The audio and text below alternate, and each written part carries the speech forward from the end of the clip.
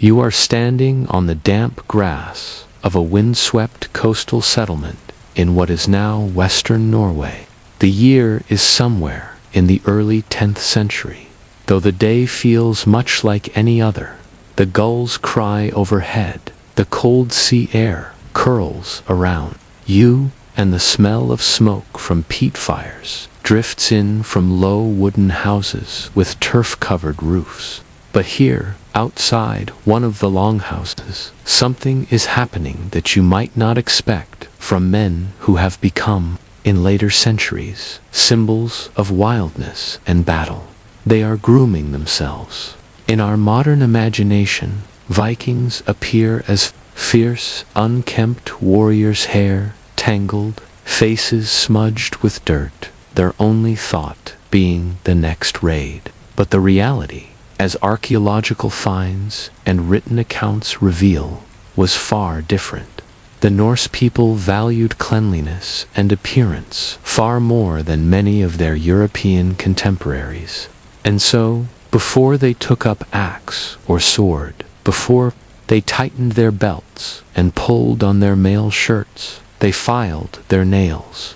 This habit is not a fanciful embellishment. It is grounded in both physical evidence and contemporary descriptions. Viking combs, tweezers, ear spoons, and yes, nail files have been recovered in remarkable numbers from burial sites, made often from bone or antler, sometimes inlaid with simple carvings. These grooming tools were not afterthoughts. They were carried alongside weapons and tools, kept close at hand. Imagine the scene. A warrior named Havard sits on a low wooden bench outside his longhouse. Beside him, leaning against the wall, is his round shield, painted in a simple reddened black pattern. His axe lies across his knees, the blade freshly sharpened, but in his hands is not a weapon. It is a small, flat piece of polished bone, tapered at one end. He works it carefully along the edge of each fingernail, smoothing roughness, checking for splinters. His movements are slow, deliberate. Around him, other men do the same, while women nearby braid hair or oil wooden tool handles. It might seem trivial, almost absurd, to think of men preparing for battle in this way. But consider the logic. Long nails could catch on a bowstring or tear skin inside leather gloves. Dirt trapped beneath nails could fester into infection if a cut occurred. And perhaps more importantly, appearance mattered. Norse society valued reputation as much as skill with a weapon, and being seen as unkempt could mark a man as careless, even dishonorable. We know from English chroniclers, such as John of Wallingford in the 13th century, that Norsemen's attention to grooming was both noted and resented by their enemies. One account complains that Viking men combed their hair every day, bathed weekly, something the Anglo-Saxons did far less often, and changed clothes frequently. Their neatness and cleanliness, the chronicler claimed, made them dangerously appealing to local women. It is a strange complaint, but it speaks to the fact that grooming was not simply vanity, was a form of social and even political strategy. The nail file itself, though small, was a part of this cultural identity. Archaeologists at sites like Birka in Sweden and Dublin in Ireland have found them in both male and female graves. Some were plain, others more ornate, but all were functional. To use one required patience and an understanding of one's own hands, something that seems far removed from the chaos of a raid, but perhaps that was the point. Filing nails was quiet work, and it was done slowly, in the stillness before action. If you were to watch closely, you'd notice that Havard also pays attention to the skin around his nails. using the file to remove tiny bits of rough skin that could catch on cloth. He pauses now and then to rub a little animal fat, perhaps bear grease or mutton tallow, into his fingertips. Beside him, an older man hums a tune while doing the same. They speak little. The work needs no conversation. Behind this habit is something deeper than hygiene. It is the Norse sense of preparedness. To be battle-ready was not just to have sharp steel and strong arms. It was to remove every small disadvantage, every point of weakness. A loose strap, a dull blade, an untrimmed nail, each was a flaw that could be exploited. In the sagas, though, battles are described in grand, sweeping terms. Small preparations are often mentioned: the tightening of a belt, the securing of a helmet strap, the adjusting of a boot. Filing nails belongs in that same category, a quiet ritual that preceded violence. The tools themselves tell their own story. Many were worn smooth from years of use, their edges polished by countless strokes across horn or bone. Some show signs of repair, as if they were valued enough to fix rather than discard. And, interestingly, they are often found in graves, alongside weapons, suggesting that the idea of meeting the afterlife well-groomed was not unthinkable. You might also notice that this grooming extends beyond nails. Men clean under their fingernails with the pointed end of a small knife. They scrape dirt from their heels. They comb their hair with broad-toothed combs made from antler. Man in the north, where winters are long and dark, and where gatherings in smoky longhouses can stretch for hours, personal grooming may have been a kind of social currency. To be clean was to be respected. It is tempting to romanticize this, but the truth is more practical. In a world without antibiotics, any cut or infection could be deadly. Filing nails was, in part, an act of survival. Short, smooth nails were less likely to tear, to trap dirt, or to carry infection into a wound. The men who filed their nails before battle were reducing one small risk in a world full of dangers. But there is another side to this, one harder to prove but no less intriguing: the psychological. Filing nails, like sharpening a blade or tying a knot, is repetitive, meditative. It gives the hands something to do while the mind settles. Before a raid, when nerves might run high, this quiet act could steady the heart. Perhaps it was as much about calming oneself as it was about hygiene. And so, as the light fades and the men finish their work, the small files are slipped into leather pouches or tied to belts. They rise, adjust their cloaks, and move toward the waiting ships. The air smells of salt and tar. The shields are loaded, the oars made ready.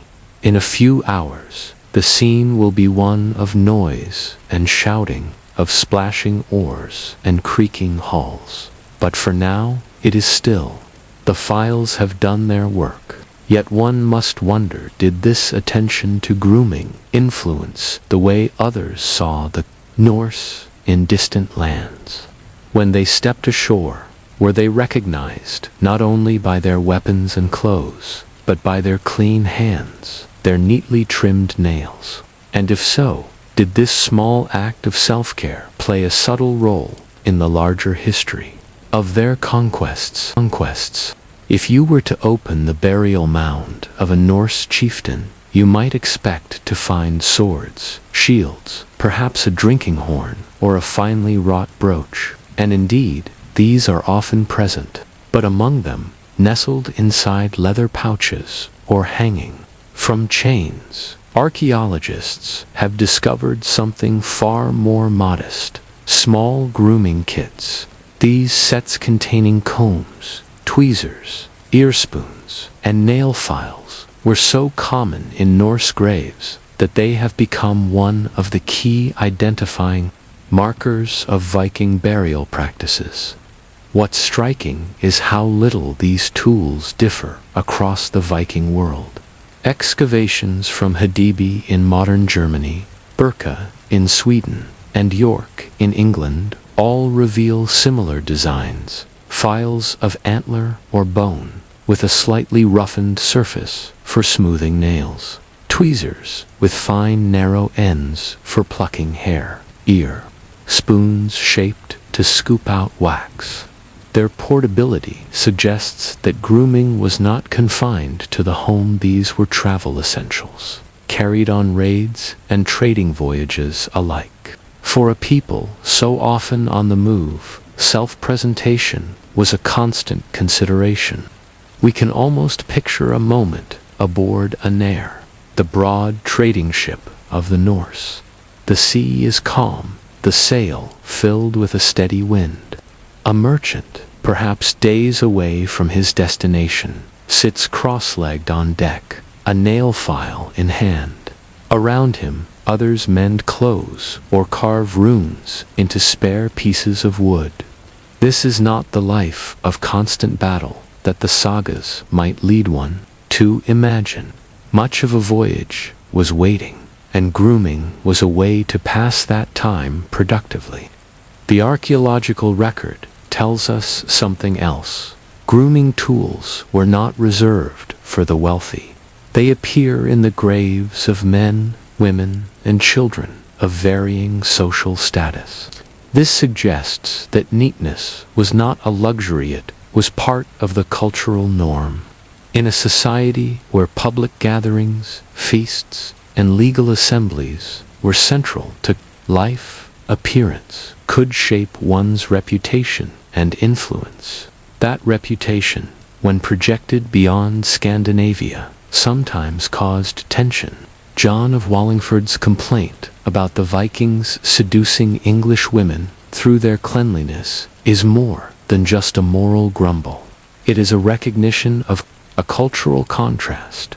In 9th and 10th century England, bathing and daily grooming were far less common. Dirt and odor were normal parts of life, particularly among the lower classes.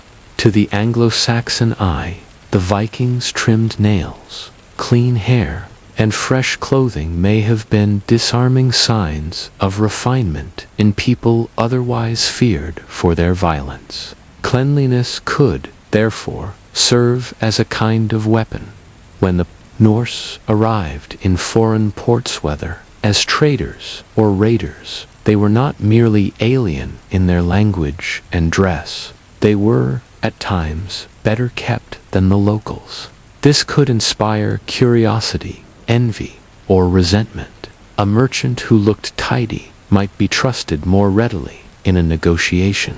A warrior who looked well-groomed might seem more disciplined, more dangerous.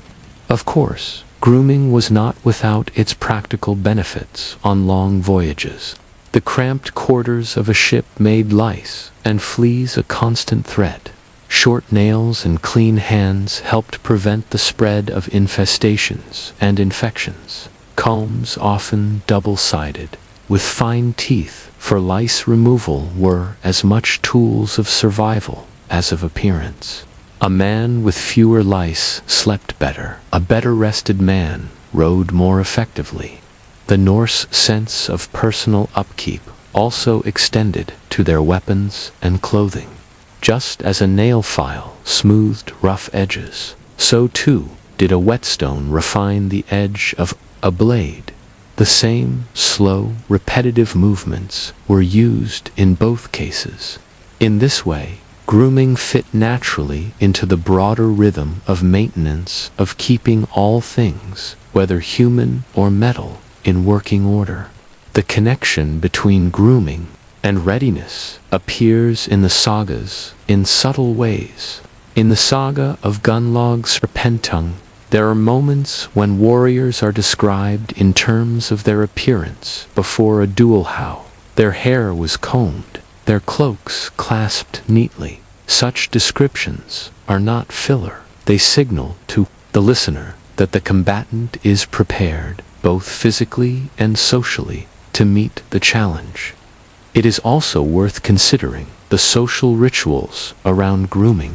In some Norse households, particularly in wealthier communities, there may have been designated times for bathing and personal upkeep. Hot water could be heated in large cauldrons over the hearth, and steam baths, known from both archaeological remains and saga descriptions, were popular. In Iceland, where hot springs were abundant, bathing could be a communal activity. Men and women alike would take the opportunity to wash thoroughly, trim hair, and yes, file nails.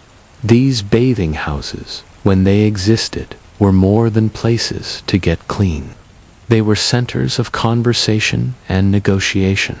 A man might hear news of distant ships, the outcome of a legal dispute, or the price of grain while cleaning under his fingernails. The calm setting of a grooming ritual could, paradoxically, be where important political seeds were planted. And yet, even for those without access to such facilities, grooming was possible with minimal tools. The nail file, being small and durable, was ideal for use anywhere in the longhouse by lamplight, on the deck of a ship, or sitting on a riverbank during a trading stop. It was not an indulgence. It was as essential as a knife or a water skin. The durability of this tradition is evident in the finds from later centuries. Even in the 11th and 12th centuries, when Norse influence had waned in many parts of Europe, Scandinavian burials continued to yield grooming kits. This continuity suggests that personal upkeep had deep cultural roots, outlasting even the political power of the Viking Age. We can also detect echoes of this grooming culture in how the Norse saw themselves in the afterlife. In the myths, the warrior dead who feasted in Valhalla are not imagined as disheveled. Their weapons are shining, their clothes clean, their hair and beards neat. A warrior's honor did not end with his death, it carried into eternity. And so, perhaps, the man who was buried with a nail file was ensuring he entered the next world as well prepared as he had been in life. When we think of preparing for battle, our minds leap to sharpening steel, tightening straps, or rehearsing tactics. But in the Norse world, preparing for battle could also mean smoothing the edge of a thumbnail. It is a small gesture, but one that fits into a much larger pattern. Readiness in all things, attention to the smallest details, and the belief that how you present yourself can shape how the world responds to you. So, the next time you imagine a Viking setting sail, picture not only the clatter of shields and the creak of wood, but also the quiet rasp of a nail file in the morning light, the soft sound of bone against keratin. It is a sound that has not echoed through our popular history, but one that once carried great meaning. And yet, a question lingers. Did this devotion to personal grooming ever save a life in the chaos of battle, or change the course of an encounter far from home? Could such a small tool have had such a large, if invisible, impact? By the time the Viking Age drew toward its end in the 11th century, the image of the Norseman in the European imagination had already hardened into something contradictory. A barbarian with refined manners, a destroyer who valued presentation, a killer who filed his nails. It is this tension that makes the story of their grooming habits so quietly compelling. For while their raids and settlements left visible marks on the map from Dublin to Kiev, Subtler impressions they left were cultural, almost invisible. Among these was the idea that appearance could be as much a weapon as a sword. We might picture, for a moment, the morning of the Battle of Stamford Bridge in 1066. The Norse army under Harald Hardrada had marched hard and fast, expecting to meet negotiations rather than battle. The day was unseasonably warm, armor grew heavy, breath came hard. Yet even in such moments, the old habits persisted. Accounts of Norse warriors in this period, though sparse, still show them as concerned with how they presented themselves. Helmets straight, cloaks arranged, hair bound back neatly. The nail file itself may not be mentioned in the chronicles, but the discipline it represents can be sensed in the way they prepared to meet death. And discipline is, in the end, what grooming was about. A man who files his nails regularly is a man who tends to his equipment regularly. A man who cares for the smallest part of himself is more likely to notice a frayed strap, a nick in a blade, or a weakness in his shield rim. In the Norse worldview, this kind of attention was not vanity, was readiness. In Norse law codes, personal appearance was even a matter of legal consequence in certain contexts. Being seen as disorderly or dirty could undermine a man's credibility in disputes. In a society that relied heavily on public assemblies, the thing where oaths were sworn and cases argued, one's appearance was part of one's testimony. Neat nails and a groomed face were small signs of reliability. In a world where few could read or write, your body was your signature. This connection between grooming and trustworthiness did not vanish with the close of the Viking Age.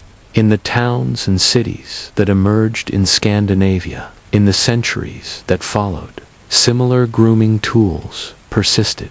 Finds from medieval Bergen and Stockholm show the same small antler files, still carried in pouches or worn as pendants. The tools evolved in decoration, but not much in form.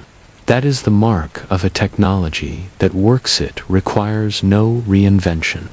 We also have to consider how these habits might have influenced the cultures with which the Vikings interacted.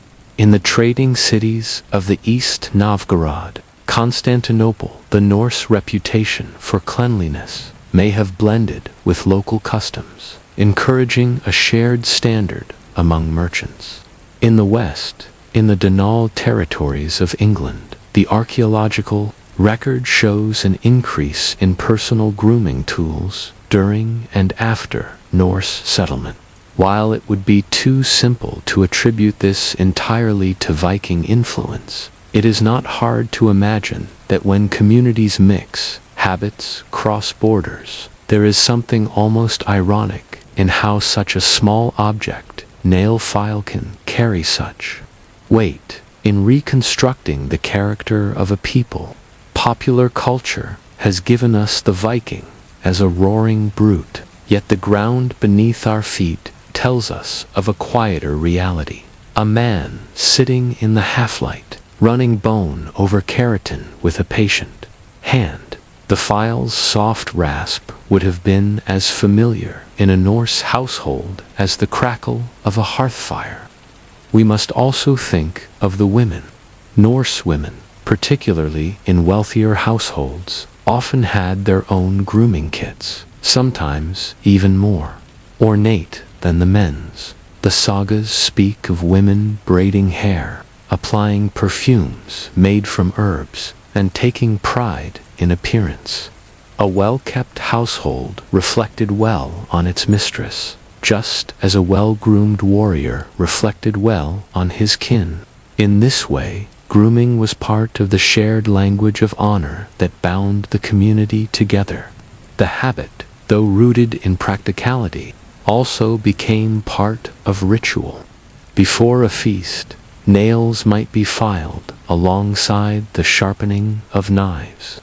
Before setting out to sea, men might comb their hair and smooth their nails as a final act of preparation.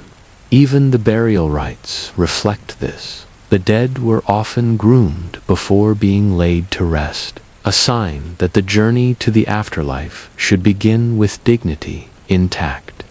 Archaeologists sometimes talk about the archaeology of the ordinary, the study of small, everyday objects that rarely feature in grand historical narratives, but which reveal the texture of daily life. Viking nail files belong firmly in this category.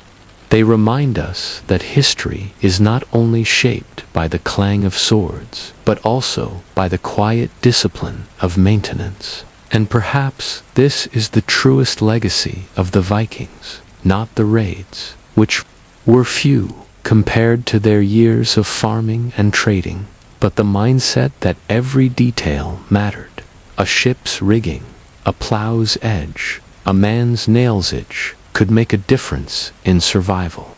The nail file is only one thread in this tapestry, but it is a revealing one. So, when you next imagine a Viking, try to hold two images in your mind at once. The warrior on the prow of a longship, wind in his beard, and the same man an hour earlier, sitting quietly on a low bench, working the edge of a nail. Both are true. Both tell the story. The raids have ended. The longships no longer slide up English rivers. The sagas have been written and rewritten. But somewhere in a museum drawer, under soft lighting, lies a small, smooth piece of antler with faint grooves worn into its surface. It has no blade, no ornament to catch the eye. And yet, in its quiet way, it speaks volumes. It is the voice of a man who believed that readiness began not with the sword, but with the hand that held it. And this leaves us with a question. If such small acts of care could help define the Vikings' identity for centuries, what equally small habits of ours today will be remembered 1,000 years from now?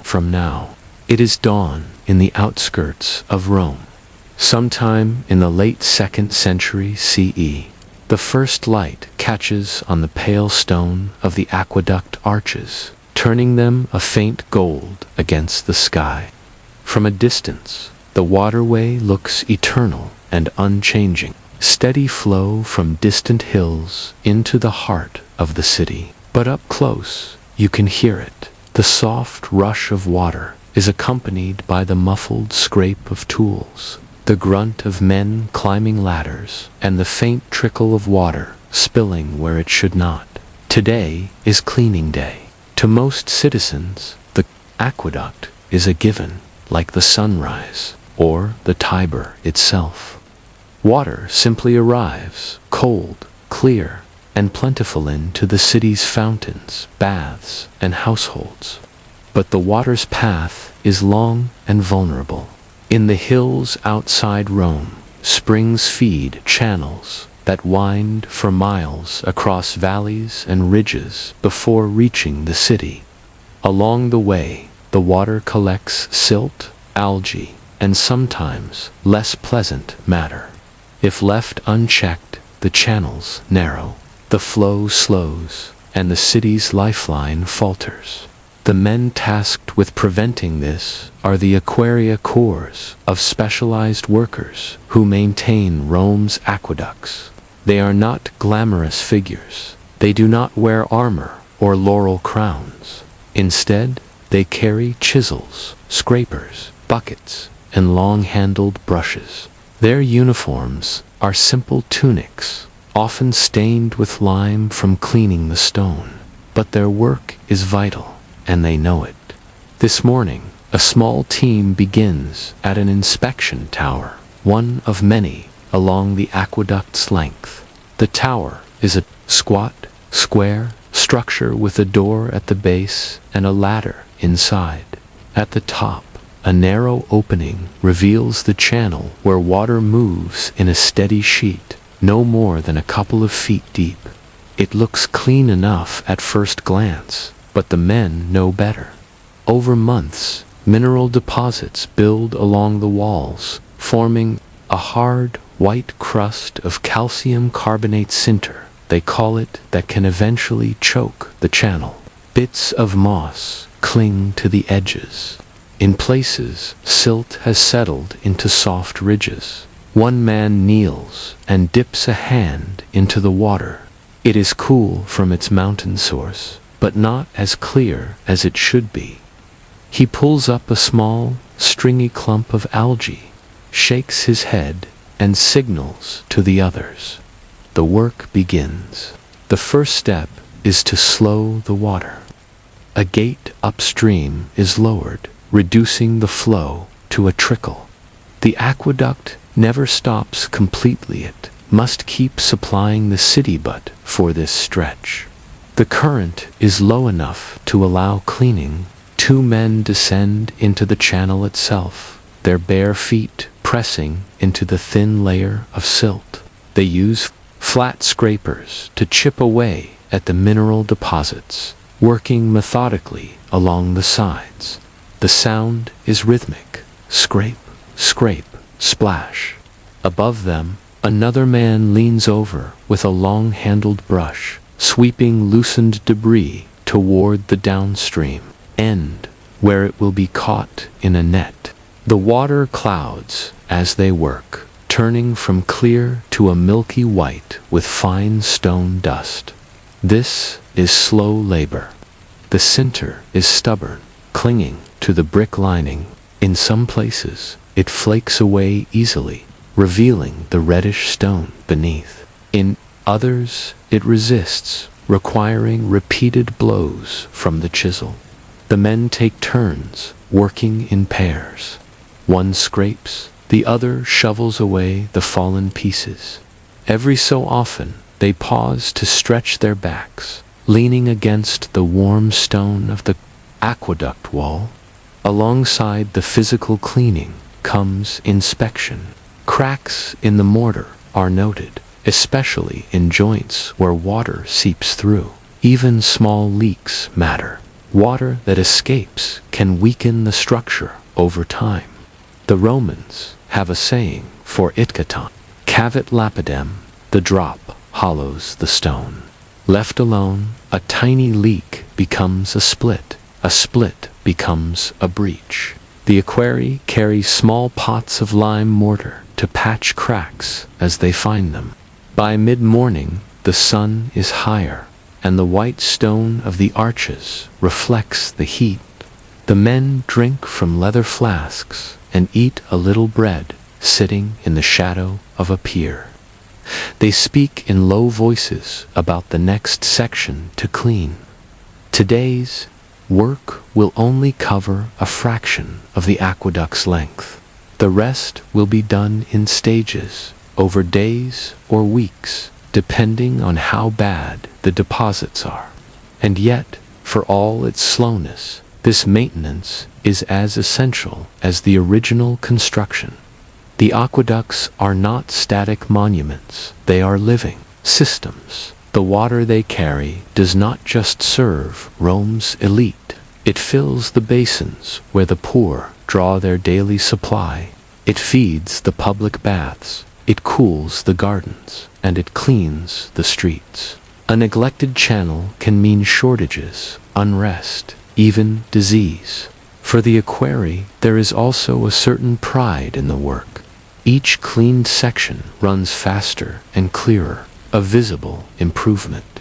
There is satisfaction in knowing that when a Roman turns a tap or dips a bucket, the water that flows is the result of hands and tools, not magic. Still, one can't help but wonder, for a city so vast, with aqueducts stretching for miles, how often did these crews manage to keep ahead of the deposits, the leaks, and the creeping plants? Did the citizens ever realize how much of their comfort depended on men they never saw, scraping stone in the hot sun. The work of cleaning Rome's aqueducts was not a matter of improvisation. It followed a system slow, repetitive, but as structured as the stone arches themselves. By the 2nd century CE, Rome had grown to depend on an intricate network of channels, tunnels, and bridges that carried water from sources as far as 50 miles away. The city's thirst was enormous. Fountains, baths, households, gardens, and even certain industrial workshops all drew from the same veins of this watery circulatory system. To keep it functioning, the city relied on the cura aquarimant care of the waters, a state office created to oversee everything from new construction to daily maintenance. At its head was the curator aquarum, an official of senatorial rank appointed by the emperor himself.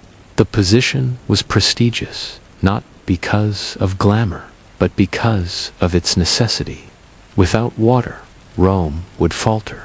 Under the curator was an army of workers. Some were permanent employees of the state. Others were hired seasonally for major repair projects. Among them were the equerri, the watermen, who physically maintained the channels. They worked in teams, often assigned to a specific aqueduct. Each Aquarius knew the personality of his waterway, where sediment tended to settle, where leaks were likely after a heavy rain, which stretches stayed clear the longest. This familiarity was crucial because the aqueducts varied greatly in design and age. The Aqua Claudia, for instance, begun under Caligula and finished under Claudius in 52 CE, was known for its high arches and long exposed stretches that heated quickly in summer, encouraging algae growth. The Aqua Virgo, on the other hand, which still flows into Rome today, ran largely underground, cooler and slower, but more prone to silt buildup from the softer soils along its route. The cleaning schedule was continuous, with multiple aqueducts feeding the city. The crews rotated from one to the next, section by section. By the time they reached the end of the system, the first sections were often ready for another round. It was, in essence, a loop without end. The process began with inspection. Foremen, often retired equerri themselves, walked the route, noting any visible leaks or plant overgrowth. They checked inspection towers, castella, measured water flow, and recorded sediment levels where channels were accessible. Based on their findings, they decided which stretches needed immediate cleaning and which could wait. Communication along these routes relied on runners and signals. Flags or smoke might be used to alert workers at distant points to reduce the flow before cleaning.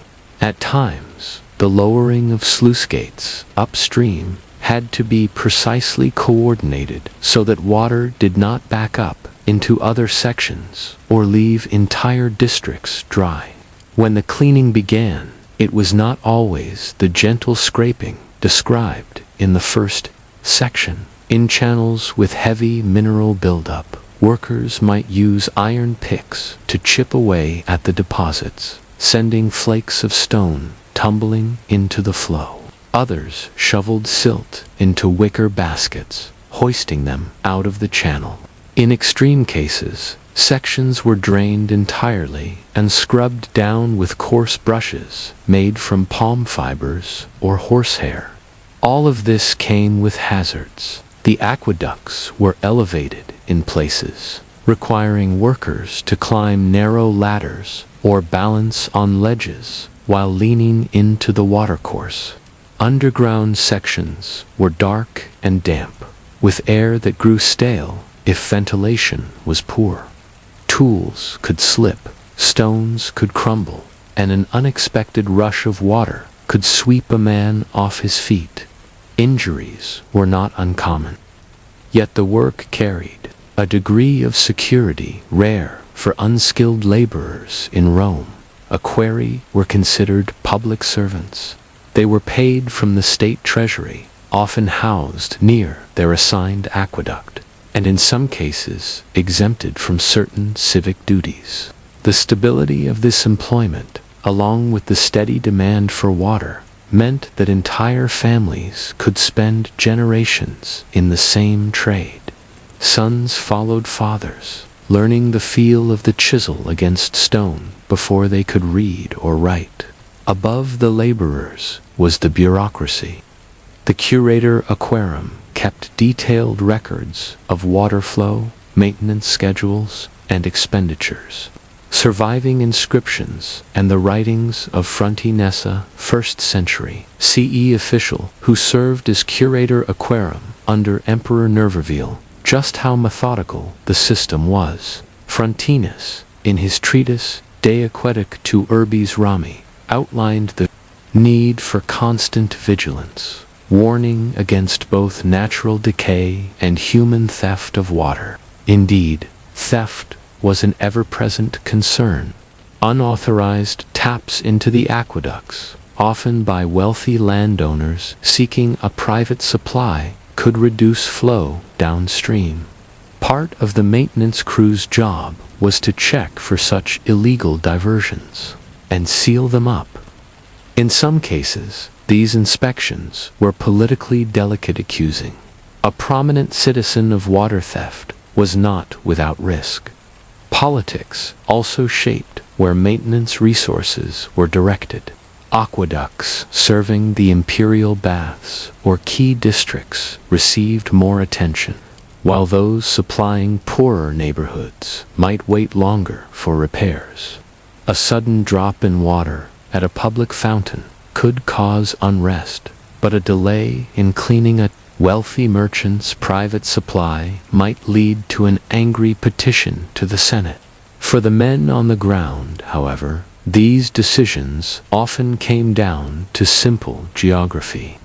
They went where they were sent, scraped what needed scraping, patched what needed patching, and moved on. The rhythm of the work was unchanging, even as emperors rose and fell. By afternoon, on this particular cleaning day, the sun has passed its highest point. The aqueduct crew has finished their assigned stretch, leaving behind a channel that runs faster and clearer than it did in the morning. The foreman makes a quick note on a wax tablet, marking the date and condition. The workers pack their tools, climb down from the arches, and begin the walk toward the next section. The citizens of Rome will not notice the difference immediately. The fountains will flow as they did yesterday. The baths will fill as before. But the improvement is there, in the slightly brighter clarity of the water, in the fractionally faster fill of a basin. In a city where millions of gallons flow each day, even the smallest increase matters. Still, one must ask what happened. In the years when maintenance fell behind, when politics or war or plague pulled men from their duties, how quickly did this carefully balanced system begin to fail when the scrapers were set aside? The aqueducts of Rome were built to endure. Massive blocks of tufa and travertine, mortar mixed with volcanic pozzolana, arches that could stand for centuries. These were not fragile constructions, but even the strongest stone depends on care. Without cleaning, without repairs, even Rome's mighty water system would begin to falter. The danger was not dramatic collapse, not at first. Neglect worked quietly, a missed cleaning here, a postponed inspection there. And the first signs were subtle. A thin green film on the channel floor, a slightly reduced flow from a public fountain. Calcium deposits thickened over the seasons, narrowing the channel, slowing the water's speed. Slower water meant more silt settling at the bottom, which trapped debris, which slowed it further still. It was a slow spiral, almost invisible to those who didn't measure the flow daily. When maintenance crews were short-staffed, whether due to war, political upheaval, or plagued aqueducts, health could decline surprisingly quickly. A single season of neglect might double the cleaning work required the next year, and the longer it was left, the harder it became to reverse. Thick deposits could require partial demolition of the channel lining to remove, risking damage to the structure itself. Cracks left unpatched could turn to leaks, and leaks to breaches. Water escaping from high arches might erode the base stones. Underground channels might flood nearby cellars or cause sinkholes. For the aqueduct's engineers, water was both the life of the city and the enemy of the stone that carried it. The political consequences of such failures could be swift. In a city as populous as Imperial Rome, estimates range from 800,000 to over 1 million people, water was not a luxury, it was a necessity. Shortages meant crowded fountains, disputes in the baths, and the rapid spread of rumors. A sudden dry tap in a wealthy district might provoke senatorial complaints. An empty, public fountain in a poorer neighborhood might spark unrest. The Roman historian Cassius Dio notes that during certain crises, emperors would personally address water shortages, either by sending additional crews or by making public proclamations promising swift repairs. Such gestures were as much about maintaining authority as about ensuring hydration. In a city where the emperor's legitimacy depended in part on providing for the people, a steady flow of clean water was as politically valuable as grain distributions or public games. Still, even in times of stability, aqueduct maintenance was a constant budget item. The labor, materials, and oversight required meant that the Cura Aquarum consumed substantial state resources. Under emperors who valued public works like Augustus, Claudius, or Trajan, this investment was seen as a point of pride. But under rulers distracted by military campaigns or political intrigue, funding could be diverted elsewhere, leaving the water system vulnerable. The long decline began not in a single moment, but in a series of interruptions. In the 3rd and 4th centuries CE, as the empire faced repeated invasions and internal strife, the steady rhythm of inspections and cleanings became harder to sustain. Enemy forces sometimes targeted aqueducts, knowing that depriving a city of water could weaken its defense. In other cases, aqueducts simply fell into disuse as populations shrank and neighborhoods emptied. The end came unevenly. Some aqueducts continued to function into the early Middle Ages, maintained at a local level or serving smaller populations. Others collapsed entirely, their channels choked with stone and moss. Sections of aqueducts were dismantled for building materials, their finely cut stones finding second lives in churches or fortifications. And yet, the memory of the system endured. Medieval Rome, far smaller than its imperial peak, still used fragments of the old aqueducts for centuries. In the Renaissance, engineers studied the ruins, learning from the precision of Roman gradients and the durability of their materials. When new aqueducts were built in the 16th and 17th centuries, they often traced the paths of the ancient ones, drawing from the same springs and even reusing restored sections of old channels. Today, in certain places, you can still see the faint groove worn into the stone where Roman workers once scraped away mineral deposits. It is an almost invisible mark, overlooked by most visitors who pass beneath the arches. But for those who notice, it tells the quiet story of the men who climbed ladders in the heat, who chipped at stubborn stone, who kept the lifeblood of Rome moving drop by drop. In that way, the aqueduct's history is not just about engineering, it is about maintenance, and how the uncelebrated work of keeping something clean can matter as much as building it in the first place. Rome's grandeur is remembered in marble and monuments, but its endurance rested on hands that scraped lime from brick, patched mortar, and swept silt from flowing water. The Aquarii left no statues, no triumphal arches, but without them, the fountains would have run dry long before the empire's banners fell. And so, when we look at the aqueducts, today's, some still carrying water, others standing silent against the sky, we should remember not only the architects and masons, but also the men whose daily labor kept the arches alive. Which leads to a quiet question. How many of the things we admire from history endured not because they were grand, but because someone, day after day, performed the small, boring, necessary work of keeping them whole.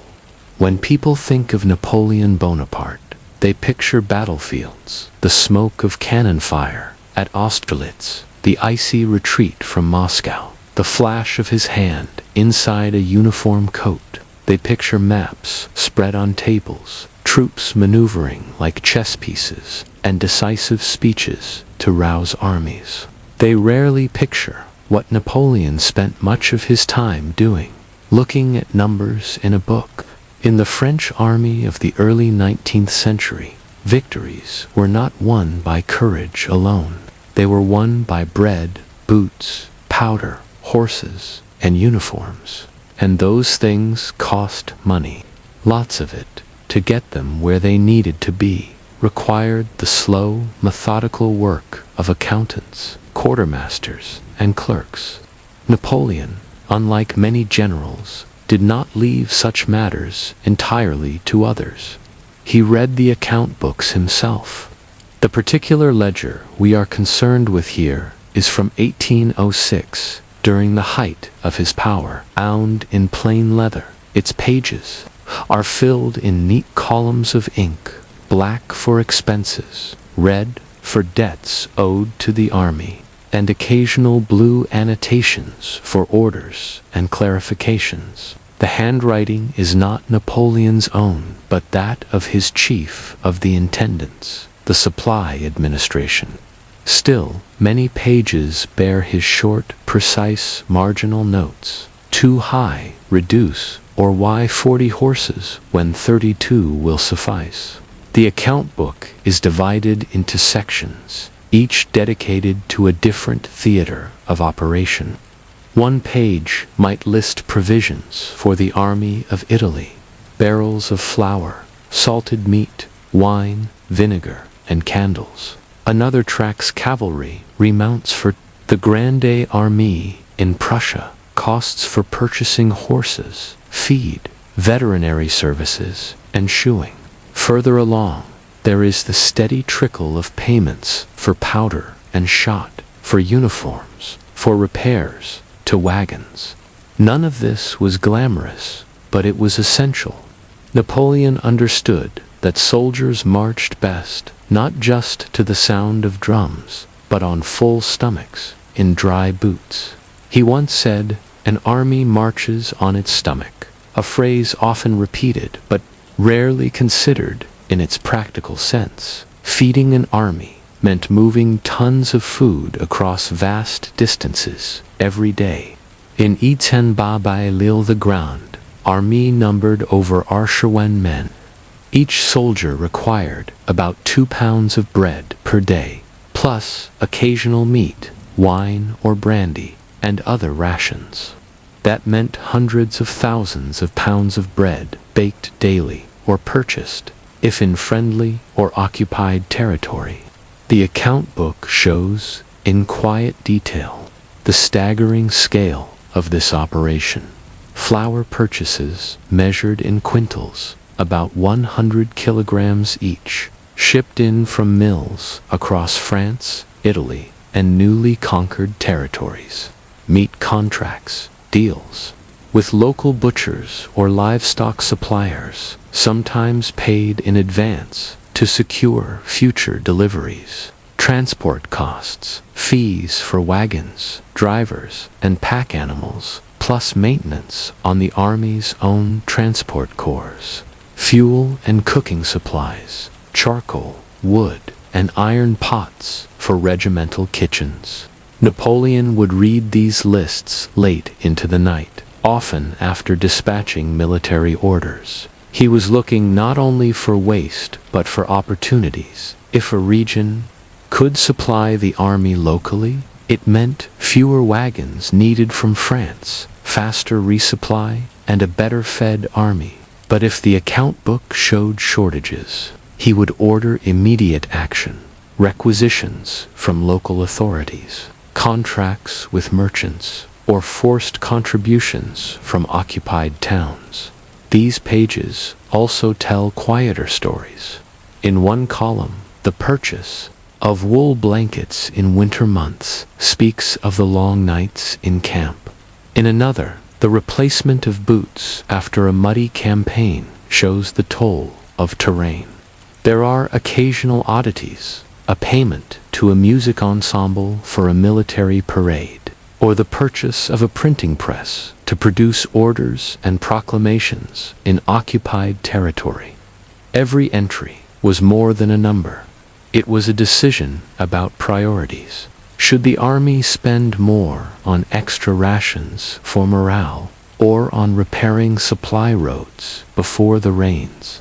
Should they pay local merchants in cash, or promise payment after victory?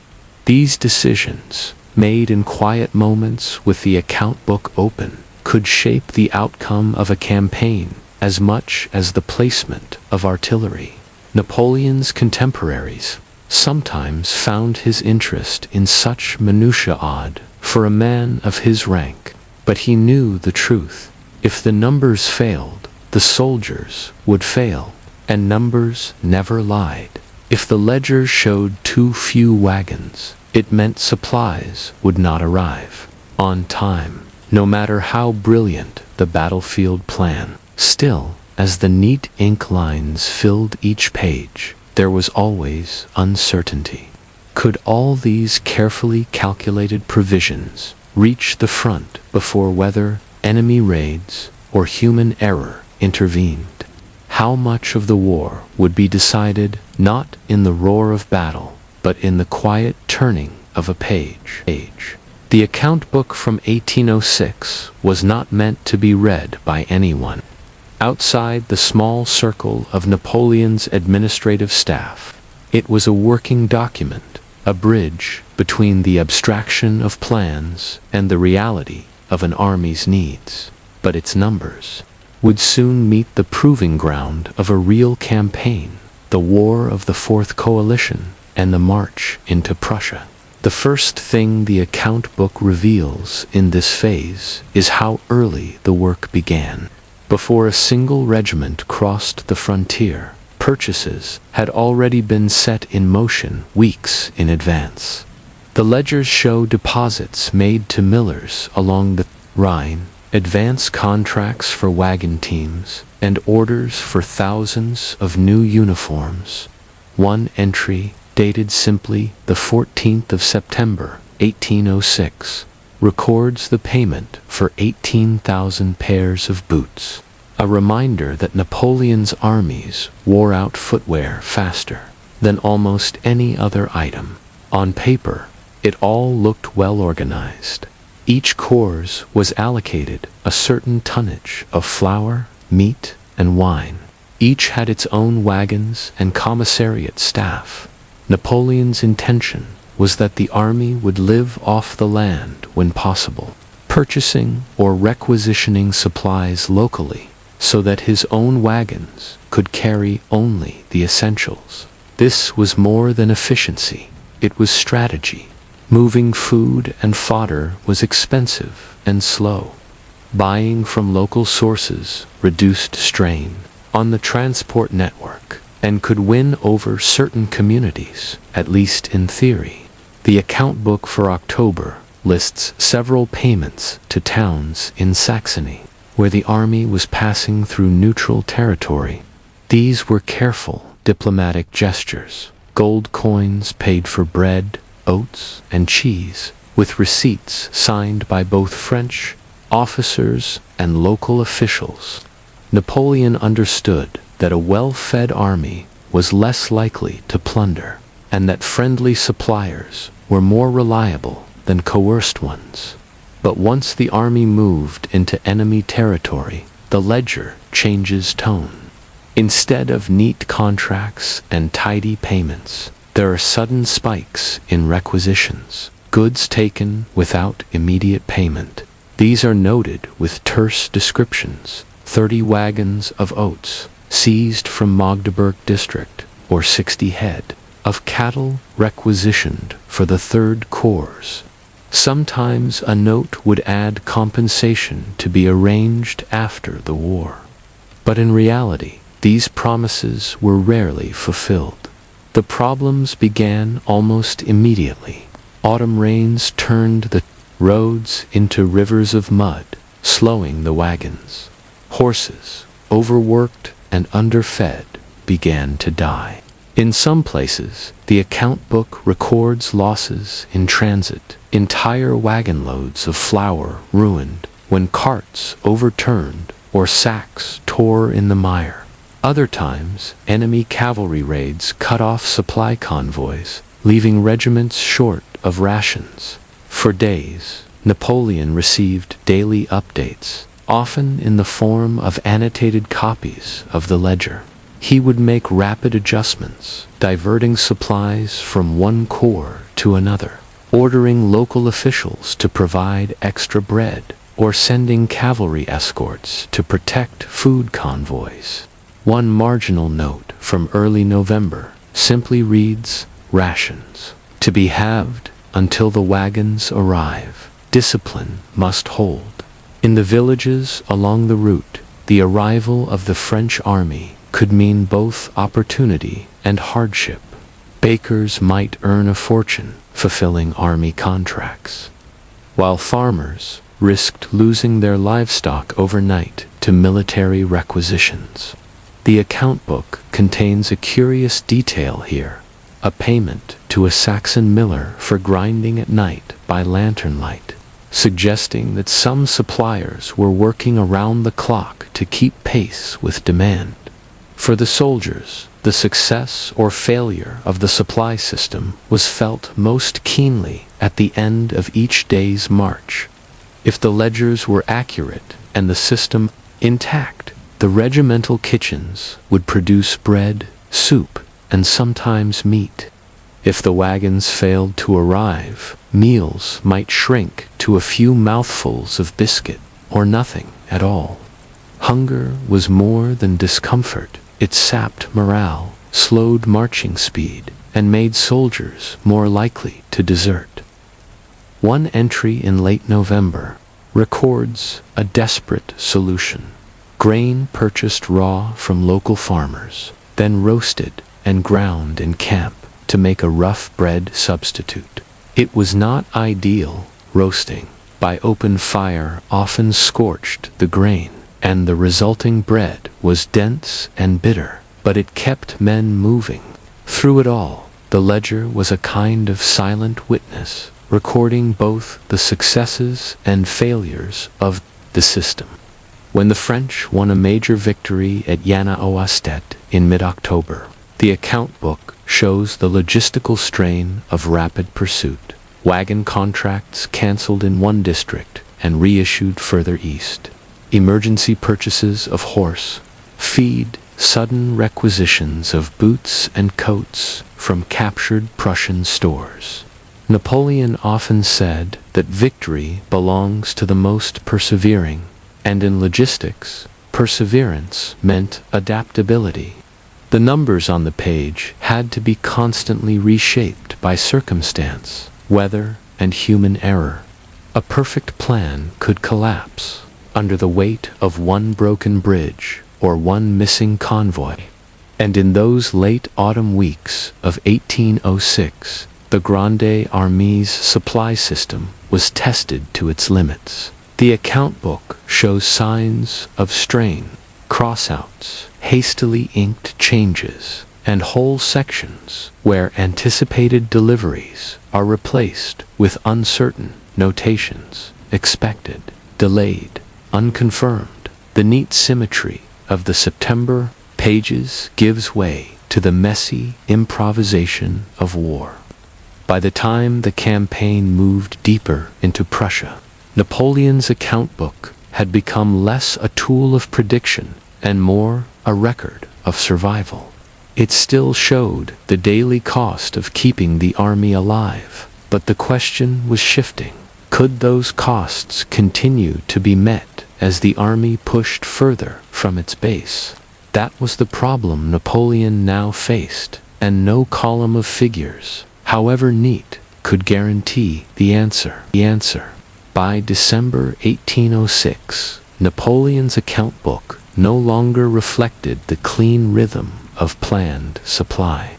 The neat arithmetic of flour, wine, and oats had given way to a patchwork of emergency measures, hastily tallied debts, and improvised procurement. The Grande Armée was deep inside Poland, pressing toward Russian forces, and the distances from the original French supply bases had stretched the system to the breaking point. Winter came early and hard. Snow fell thick over the muddy roads, freezing the ruts and turning every journey into a slow, bone-jarring ordeal. Horses slipped on ice. Wagons snapped axles. Even the couriers carrying updated ledgers and supply. Orders risked frostbite on their fingers. In the pages for December, one sees the first signs of outright scarcity. Flour deliveries are noted as partial or delayed. Meat purchases, once measured in hundreds of head of cattle, are reduced to dozens. The wine ration, a small but vital morale booster, disappears entirely for some corps, replaced with whatever spirits could be taken from local sources. The problem was partly geography. Each step eastward took the army further from the reliable markets and mills of Central Europe. Local towns in Poland could not always supply enough grain for tens of thousands of men, and when they could, the French often had to compete with Russian forces drawing from the same countryside. Prices rose, even in wartime, and the ledger records more than one instance of overcharge by local merchant, approved for payment in absence of alternative. There were also signs of human wear. Quartermasters, who had begun the campaign, with meticulous handwriting now scrawled figures quickly, ink blotted by the cold, pages list lost in snow, alongside lost to enemy action in the column for wagon contents. A reminder that winter claimed supplies as efficiently as any battlefield raid. Napoleon's personal notes in the margins grow sharper in tone. This is unacceptable. Fifth Corps must not be reduced to 1/3 ration. Send word to Stettin to forward boots immediately. Ensure hospitals are stocked before January. No delay tolerated. Yet even he could not force nature to cooperate. In January 1807, the army suffered one of its coldest marches, with temperatures falling far below freezing. Bread froze solid in the wagons, requiring it to be thawed near campfires before it could be eaten. Wine turned to slush inside barrels. Horses required more fodder in the cold, but there was less to give. The account book reflects these adjustments in grim detail. Fodder allocations per horse dropped even as the loss rate climbed. Replacement horses were purchased from desperate locals at high prices. More and more pages record requisition without payment, the polite term for seizure under military authority. The strain also revealed the quiet resilience of the Army's supply officers. One particularly striking entry details how a Polish miller was persuaded to grind grain for the French in exchange for protection from Cossack raids. Another notes that bakers in Warsaw worked through nights to provide bread for troops preparing for battle, paid partly in cash and partly in captured Prussian uniforms. The campaign's climax at Allo in February 1807 was a nightmare for both sides, a bloody, frozen stalemate fought in blizzard conditions. The account book's pages around this date are a grim reflection of that reality. Emergency issues of food from Army reserves, last-minute purchases of candles and oil for field hospitals, and the issuing of double rations of spirits before the battle to help men endure the cold. Victory at Allo was ambiguous, but the campaign rolled on. Each page of the ledger became both a tool for survival and a chronicle of endurance. By spring, with peace negotiations on the horizon, the supply situation began to stabilize. Contracts with Polish merchants became more regular, and wagon teams could travel more freely as the snow melted. When the war with Prussia and Russia paused with the treaties of Tilsit in July 1807, Napoleon's account book was closed for that campaign. Its final tallies were staggering. Millions of francs spent on provisions, thousands of animals purchased and lost, and a ledger full of debts owed to merchants across Europe. But the numbers also told a subtler story. They were proof that Napoleon's empire did not run on battlefield brilliance alone. It ran on bread and boots, oats and gunpowder, wool and wood. Every campaign was a balance sheet as much as a military maneuver, and if that balance ever tipped too far, if the costs outran the supplies, no amount of genius could save it. As Napoleon put the ledger aside and turned to the next campaign, one question would have haunted even the most confident emperor. How long could an empire keep its books balanced while waging endless war? The Hanseatic League was, at its heart, an agreement between merchants, a pact of mutual benefit and protection stretching from the icy docks of Bergen to the bustling wharves of Lübeck. By the mid-16th century, it was not merely a network of traders, but a disciplined system where order and reliability were as valuable as the cargo itself. Goods could be weighed, measured, and taxed, but time, invisible and elusive, was harder to regulate. That was where Johann Brandt, a clockmaker from Bremen, found his quiet fortune. Johann's workshop stood on a narrow lane just behind the riverfront warehouses. From its doorway, one could hear the calls of dockworkers unloading bales of wool from England, barrels of salt from Portugal, and dried cod from Iceland. The smell of tarred rope and wood smoke hung heavy in the air. Inside, however, the scent was different: oil, brass filings, and the faint metallic temps of worked steel. The tools of Johann's trade were few but precise: files worn to smooth arcs, small anvils polished by years of use, and tiny screwdrivers that could turn a wheel pivot no bigger than a grain of rice. The heart of his craft was the virgin foliot, escapement, the mechanism that controlled the swing of a clock's pendulum, or, in the older models, the oscillation of a weighted bar. Each piece had to be cut and filed by hand, each tooth on a gear measured by sight and touch rather than any standardized gauge. Why, one might ask, did a merchant league care about clocks? The answer lay in coordination. The league's power came from predictability. Ships left port on schedules aligned with tides and daylight. Market days began at precise hours, and toll collections at river crossings had to match trading calendars. Even small discrepancies, a bell rung too early, a market opened too late, could cause missed connections and disputes over contracts. In the early 1500s, most towns kept time by the sun and the ringing of church bells. But in a port like Bremen, where trade depended on the alignment of schedules across distant cities, mechanical clocks offered a new advantage. Johann's clients were not only merchants, but also city officials and guild masters, all of whom understood that better timekeeping meant better control of commerce. His work often began with repairing the large public clocks in guild halls.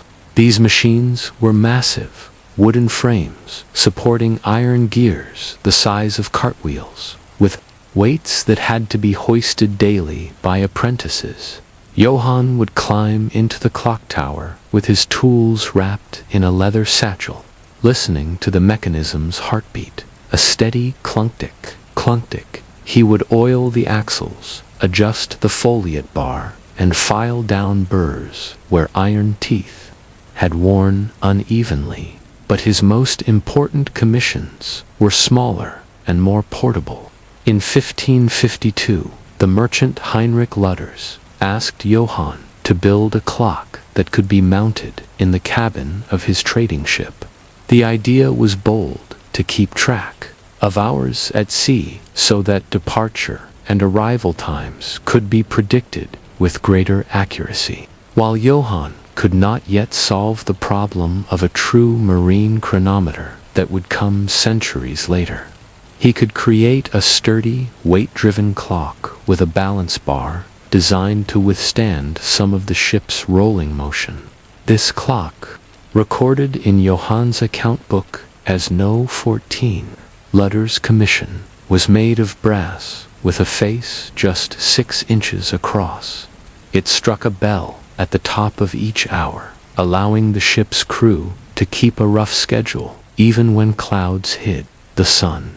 Lutters later reported that it kept him from missing a narrow tidal window when entering the port of Kampen, saving his cargo of Flemish cloth from costly delay. Johann's reputation grew with each such success. He began to receive orders from Lübeck, Hamburg, and even Danzig. Some were for shop clocks that marked the hours for apprentices and customers.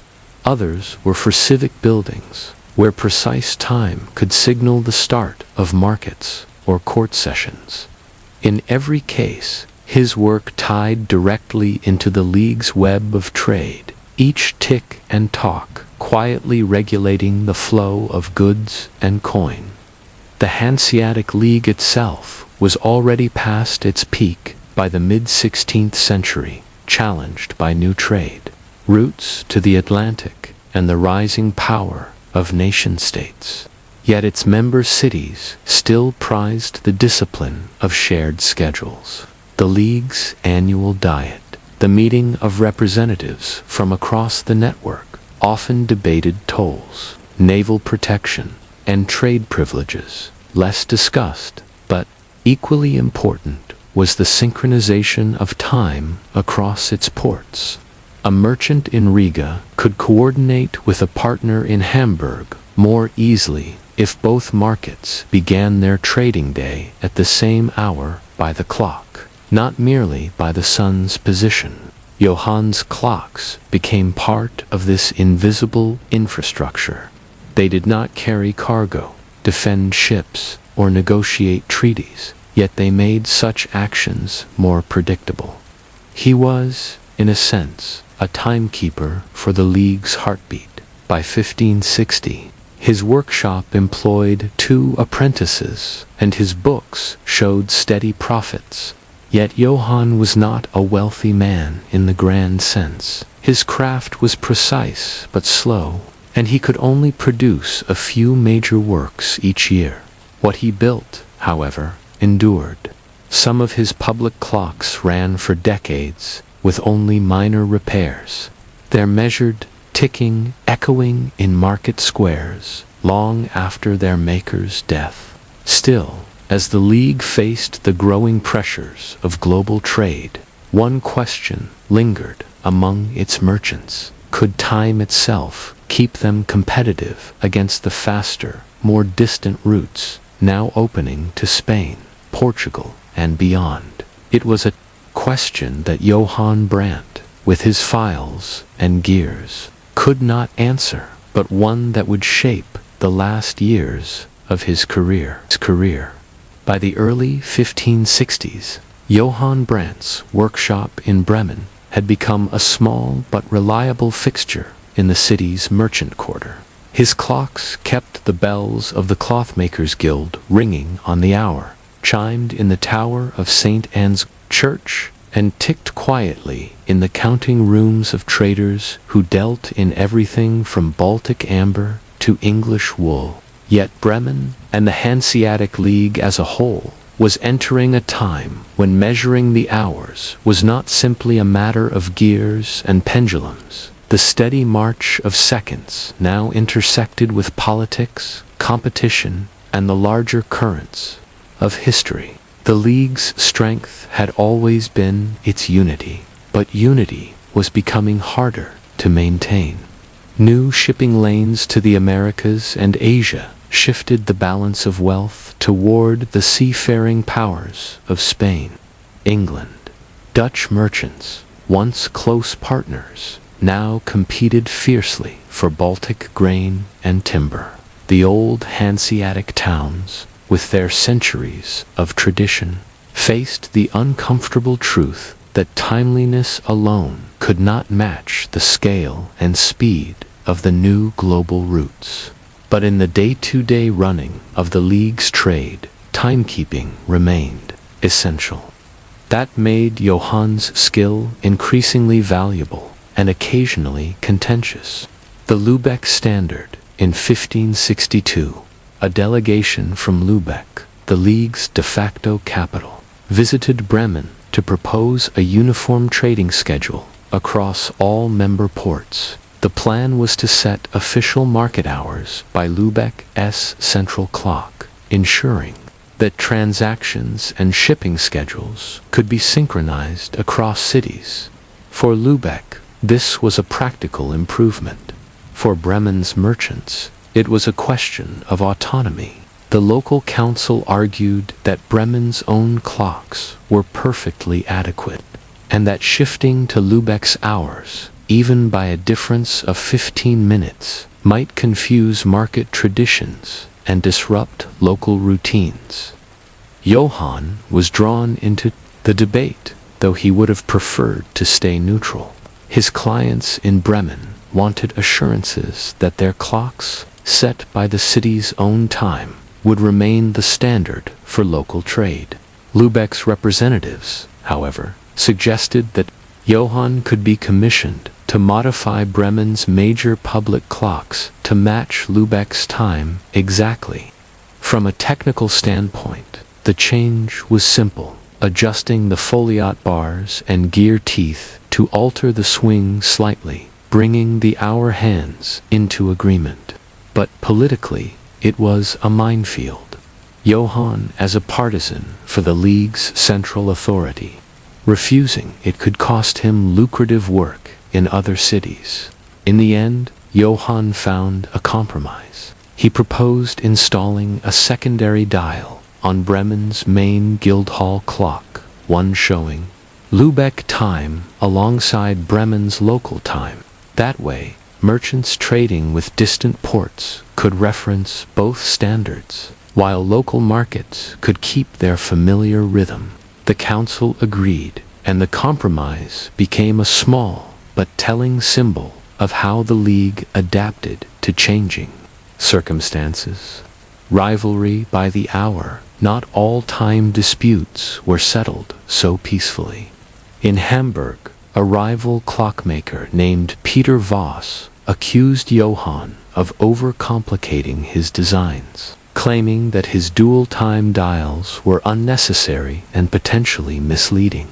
The accusation might have been dismissed as professional jealousy, but it was tied to a larger rivalry between Hamburg and Bremen over river tolls and access to inland trade routes. Johann, careful to maintain his reputation, responded not with words, but with a public demonstration.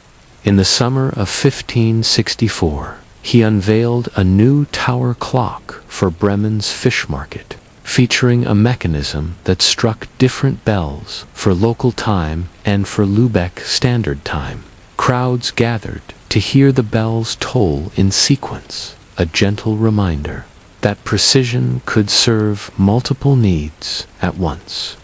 Merchants praised the design, noting that ships bound for the east could plan departures using Lübeck time, while local fish auctions kept to Bremen's own hours. The demonstration won Johann further commissions, including one from Danzig, where another dual-dial clock was soon installed in the port authority's office. The shadow of change. Despite these small victories, Johann was not blind to the shifting tide. Trade through Hanseatic ports was declining in volume, and more merchants now looked westward toward Amsterdam and Antwerp, where new banking systems and larger fleets promised faster returns. Routes. Johann's clocks became part of the infrastructure that allowed them to compete, if not in speed, then in reliability. Ships might take longer to reach their destinations than those sailing the Atlantic, but they could count on arriving at ports where schedules were kept, warehouses opened promptly, and contracts were honored to the hour. Still, politics crept ever closer to Johann's workshop. The Protestant Reformation had split many League cities along religious lines, and with it came disputes over church bells and public clocks. In some towns, the ringing of the hour was tied to Catholic traditions. In others, Protestant councils saw it as a civic rather than a religious duty. When Bremen's council ordered that St. Ansgar's bells ring only for civic announcements and market hours, not for the Angelus or other Catholic observances, Johann was tasked with reconfiguring the clock's striking mechanism. Delicate work, not because of the gears, but because of the meaning behind each chime. In his account book for 1565, Johann noted simply, "Altered striking to civic pattern, as directed. No comment." It was the sort of entry that hinted at the unspoken awareness among craftsmen. A clockmaker did not just measure time. He helped decide what kind of time a city would live by. As the decade drew toward its close, Johann faced an invitation that would test this awareness, a commission from the League itself, for a clock that could serve as a model for all member cities. It promised prestige and reward, but also the risk of being drawn fully into the politics of unifying the League's time. Would he take it? Or would he remain a craftsman for Bremen first, and for the League only second? In the winter of 1567, Bremen was blanketed in frost, the Weser River sluggish under sheets of ice. Johann Brandt's workshop glowed with lamplight in the early darkness, the faint scent of oil and metal filings drifting into the street. That season, his quiet trade was interrupted by a letter from Lübeck, sealed with the League's crest and written in a careful hand. The message was both an honor and a summons. the Hanseatic Council had voted to commission a master clock, a portable standard that could be carried between league cities to calibrate their major public clocks. The device would be both a tool and a symbol, affirming the unity of the member ports in a time when unity was increasingly fragile. Johann had been chosen to build it. The Commission's challenge, the Council's vision, was deceptively simple. A single timekeeper, accurate enough to withstand weeks of travel, that could be used to adjust any city's main clock to a common standard. In practice, this was nearly impossible. Travel by sea could jolt delicate mechanisms out of sync. Overland, routes exposed them to dampness and cold, and every hour lost in transit undermined the very purpose of the standard. Johann studied the problem for weeks. He tested escapements that could resist sudden motion, crafted cases lined with wool and waxed leather to guard against moisture, and experimented with new alloys for the balance wheel that would expand and contract less in changing temperatures. His apprentices, used to working on stationary tower clocks, found the project strange. A clock that wanders, one remarked, is like a ship without an anchor. Johann only nodded. He knew the metaphor cut both ways. A clock that could travel might also bind distant harbors together more tightly than any anchor. The politics of precision news of the Commission spread quickly, and with it, speculation. In Hamburg, some merchants worried that the master clock would give Lübeck an advantage in dictating trading hours. In Danzig, officials wondered aloud if the project was a veiled attempt to reassert Hanseatic dominance over cities drifting toward Dutch alliances. Johann, caught in the middle, insisted on one principle. The master clock would not display Lübeck time alone, but would be adjustable to any city's chosen standard. It would carry a fin-engraved dial for the league standard, an average of the times kept by the largest ports, and a smaller secondary dial that could be set to local preference. When he presented this plan to the council in Lübeck, in the spring of 1568, the chamber was divided. Some hailed it as a diplomatic solution. In the end, the council approved it, partly because no other craftsman had proposed anything better. The journey of calibration. By late summer, the master clock was complete. Inside, Johann's modified verge escapement ticked steadily, resisting the sway of travel.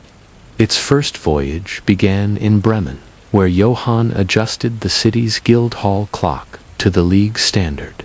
From there it traveled by ship to Hamburg, overland to Lübeck, and onward to Rostock, Stralsund, and Danzig. Some found themselves ahead by minutes, others behind. In every case, the master clock provided a common reference, even if the cities did not all agree to keep to it permanently. At each stop, the clock became a small spectacle. Children pressed against the cases in town halls to see it.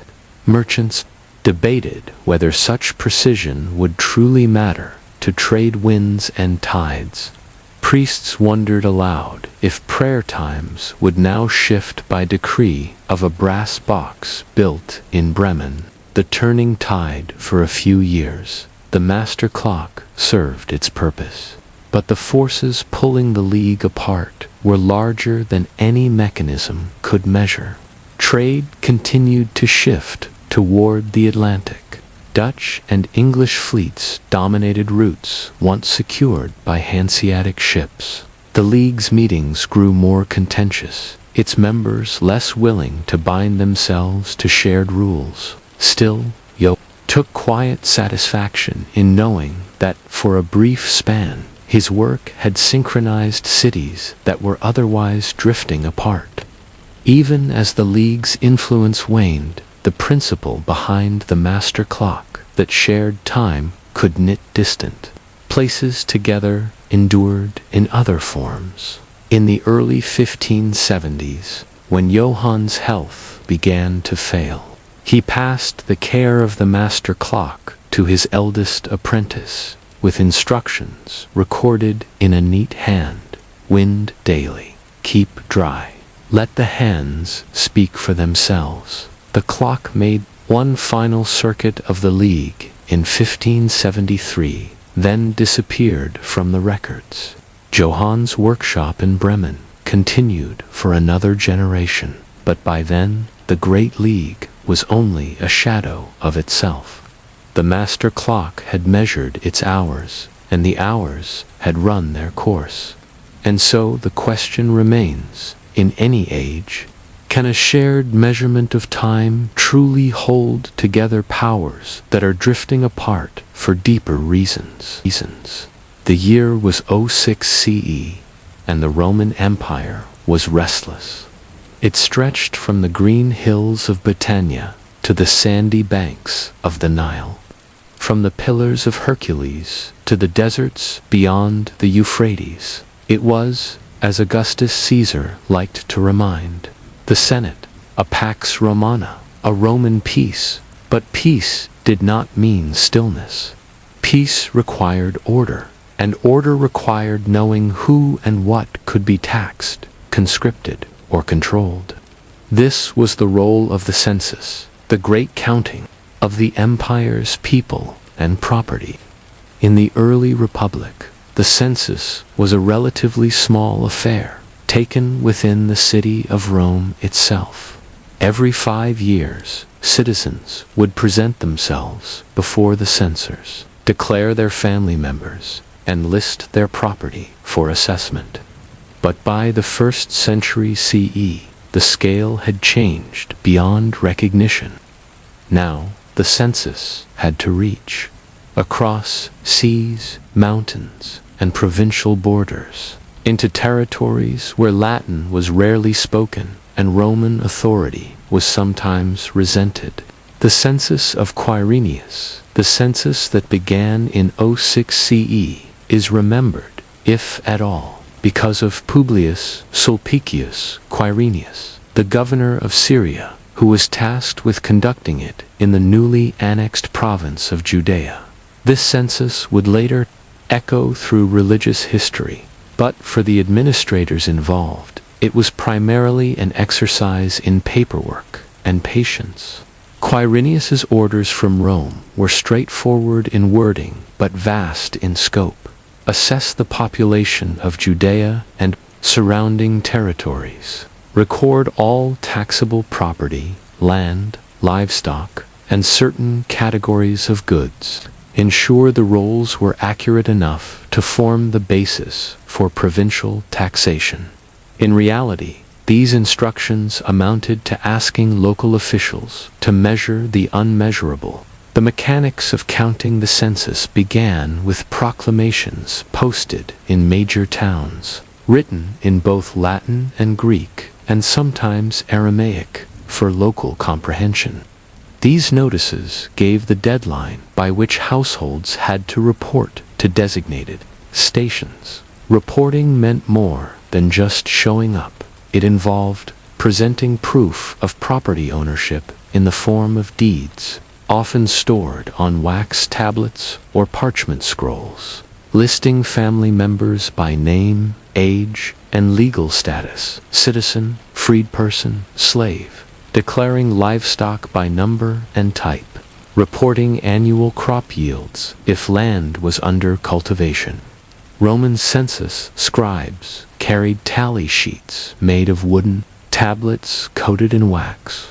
They would inscribe marks with a stylus, later transferring the records to papyrus scrolls for shipment to the provincial archives. Each tally was cross-checked by local officials, often men from prominent families, whom the Romans had co-opted into administrative service. But Judea was no ordinary province. Resistance to Roman rule was strong, and rumors spread quickly that the census was not just for taxation, but for conscription into military service. Some communities were openly hostile to census takers. In certain towns, scribes were forced to work under guard. The 10-year stretch, in theory, the census should have been completed within a single year, as it had been in more stable provinces. In practice, Judea's census became a drawn-out ordeal. Each year brought new delays. Disputes over land boundaries required arbitration by Roman magistrates.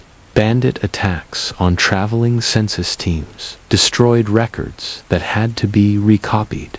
Epidemics forced postponements in certain districts. Changes in provincial leadership meant new reviews and, often, the redoing of earlier work. By the third year, Quirinius himself had returned to Syria, leaving deputies to continue the task. By the 6th year, many of the original census scribes had either retired or been reassigned. Entire villages had to be revisited because the original records were deemed incomplete or suspect. It wasn't just bureaucracy, it was the sheer difficulty of imposing a uniform standard of record-keeping on a region where local traditions of property measurement varied wildly. In some places, land was measured by the days it took to plow it. In others, by the number of olive trees growing on it. Roman surveyors tried to translate these into standard ujra, about 2/3 of an acre. But disputes over conversion were constant. The boredom and the tension for the census scribes themselves. The work was often dull to the point of tedium, sitting in makeshift tents in dusty town squares, copying the same formulaic declarations, hour after hour, negotiating with villagers over the spelling of names or the age of children, chasing down absentee landowners who lived in another province. And yet, beneath this monotony was a low hum of danger. One scribe's diary, preserved in fragments in the sands of Egypt, described a census station in Galilee, where a crowd gathered, shouting that the records were a tool of Roman oppression. The scribe, more annoyed than frightened, wrote, simply, "We waited until sunset. The crowd thinned. We resumed our work." It was the perfect blend of boredom and fragility that defined so much of the empire's administrative machinery. A question of accuracy. By the 9th year of the process, the rolls were nearly complete, or so the provincial archives claimed. But how accurate were they? Scholars now debate whether the final numbers reflected anything close to the true population and property holdings. Some argue that wealthy landowners underreported to avoid taxes. Others suggest that local officials inflated numbers to demonstrate loyalty and thus secure Roman favor. Either way, the census was finally declared complete after nearly a decade. The records were sent to Rome, where they were copied into the imperial archives, perhaps unread by anyone except a few clerks in the tabularium.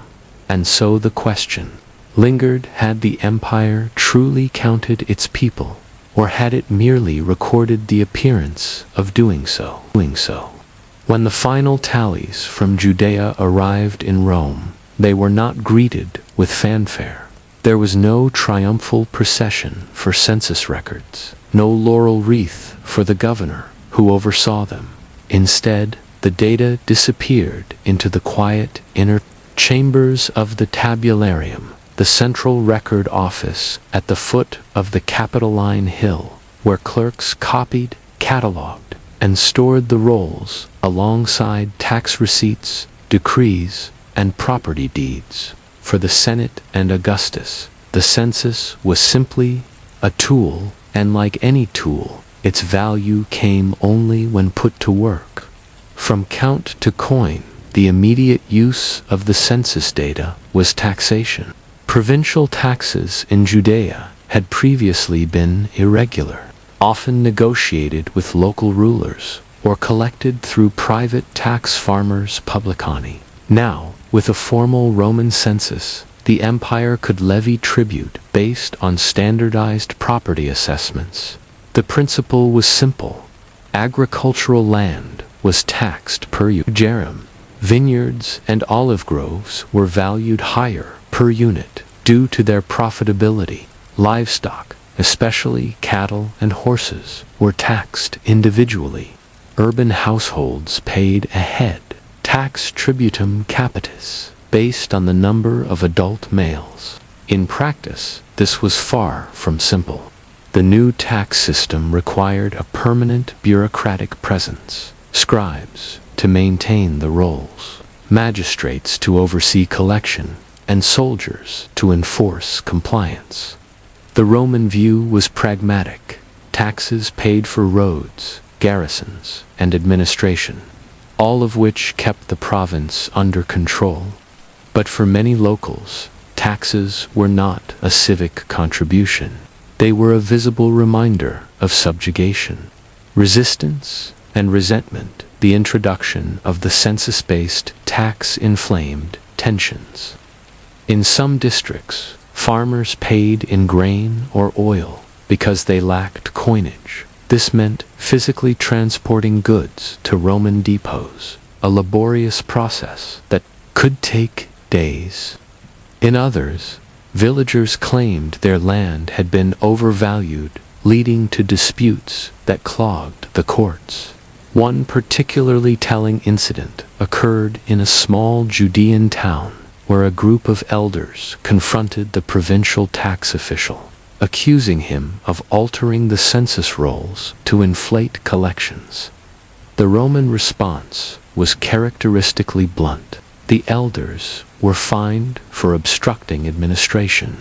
There were also more organized forms of resistance. In Galilee, groups of young men refused to pay, citing religious grounds. Josephus, the Jewish historian, writing decades later, would record that a man named Judas of Gamala led a small but symbolic uprising against the census, not because of the tax burden itself, but because submitting to Roman enumeration was seen as a spiritual betrayal. The records in motion once the census was complete. The rolls did not remain static. Roman administrators were meticulous about updating records to reflect births, deaths, property transfers, and confiscations. This meant that the census rolls became living documents, constantly adjusted. New columns were added to record changes in land ownership.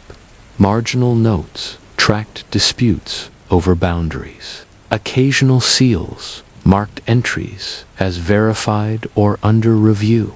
For the provincial scribes, this was not glamorous work. A surviving papyrus from Egypt, a province with similar census practices, contains a note from a weary clerk. "We have written the name of the same man thrice in 3 years. May the gods grant he either die or sell his field so that our rolls might be finished." Though Judea's records are lost, we can safely imagine similar frustrations. Economic ripples. Despite the discontent, the census brought an undeniable economic shift. Roman taxation encouraged greater monetization of the local economy. Farmers, who once bartered surplus produce, now sought coin to pay their taxes, which in turn fed trade networks reaching all the way to the markets of Antioch and Alexandria. Merchants found opportunity in the movement of goods to and from Roman depots. Muleteers, carters, and warehouse workers all gained new streams of employment, though often seasonal. This was one of Rome's paradoxes. The same system that imposed control also created channels of prosperity, at least for those able or willing to work within it. The cultural layer, the census, also had a subtler cultural effect.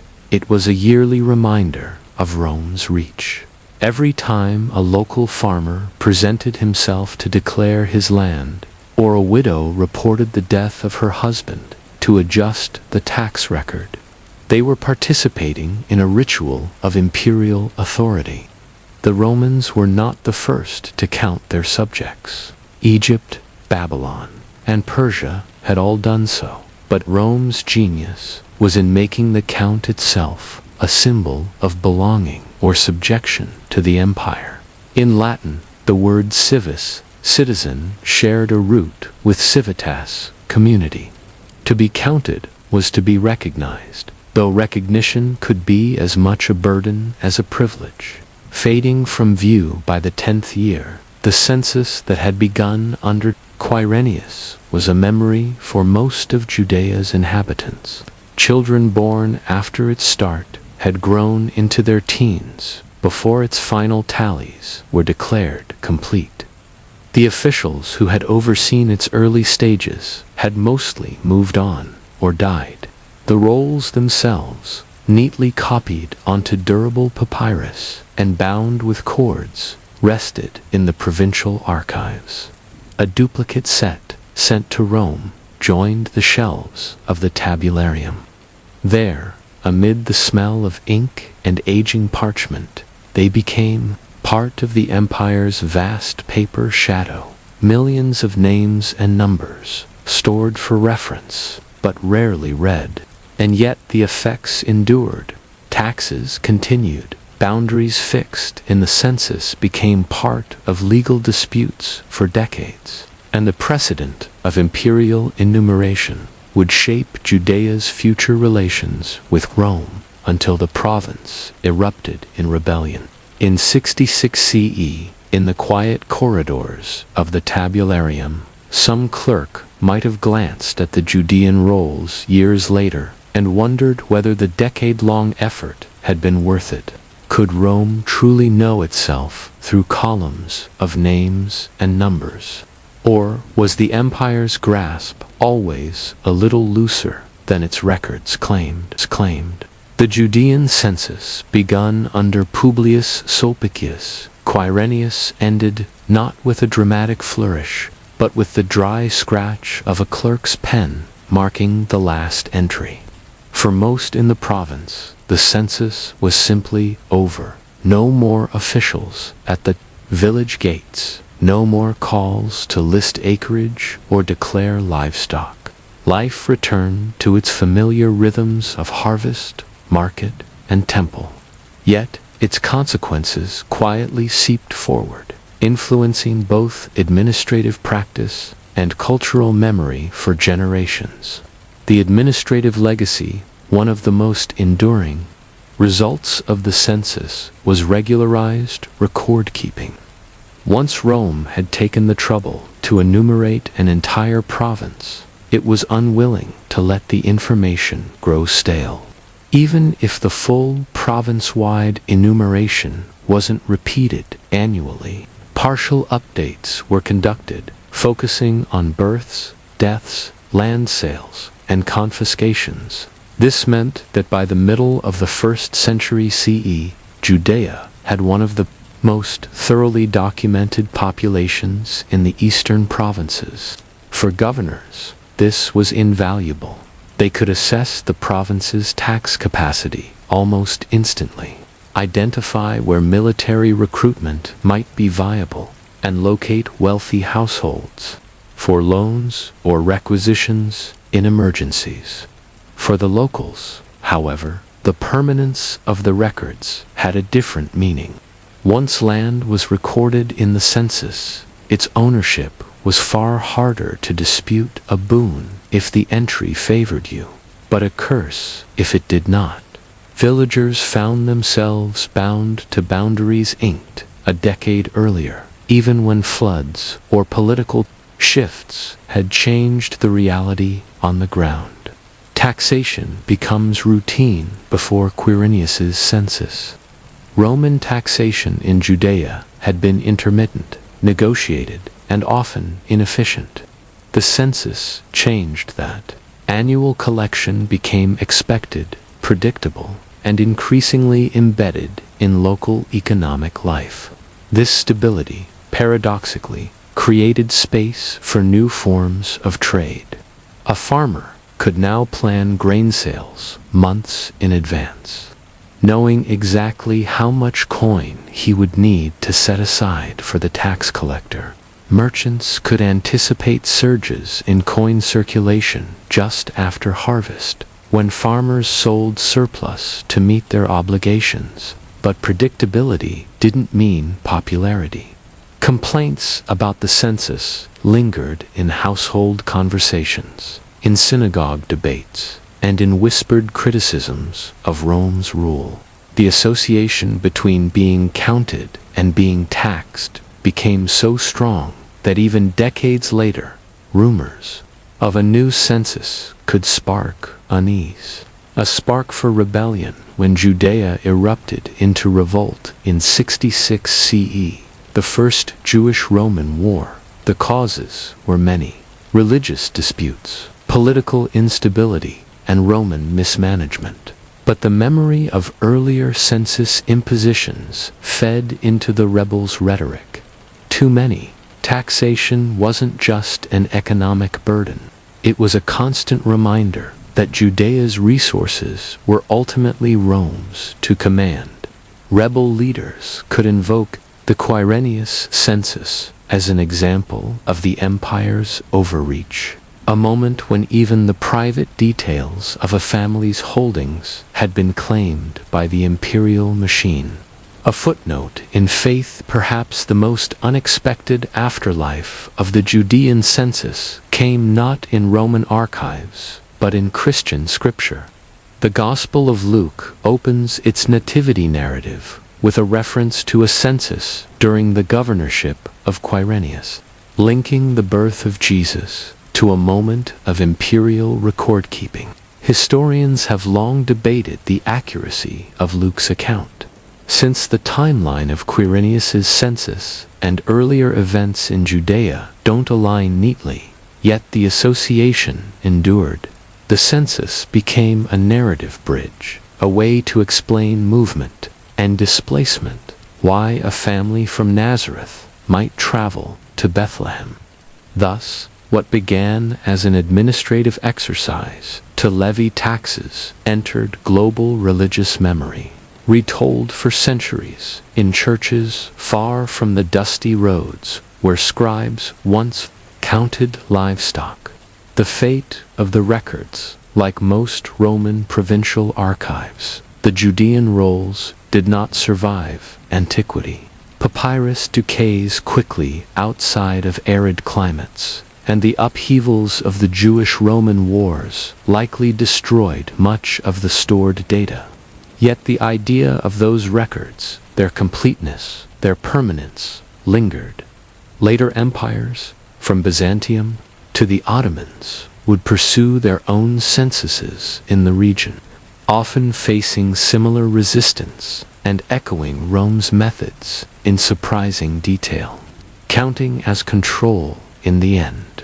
The 10-year census was less about knowing the people of Judea than about demonstrating that they could be known.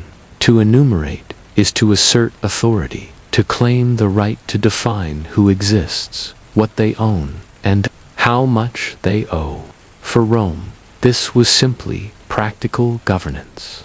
For the governed, it was a reminder that their lives were, in part, lines in a ledger, far away, numbers in the imperial mind. One might imagine a Roman clerk in the tabularium, quill in hand, pondering the magnitude of it all. Could any census truly capture the living reality of a province? Or would it always be an illusion, a frozen snapshot of a land and a people already changing?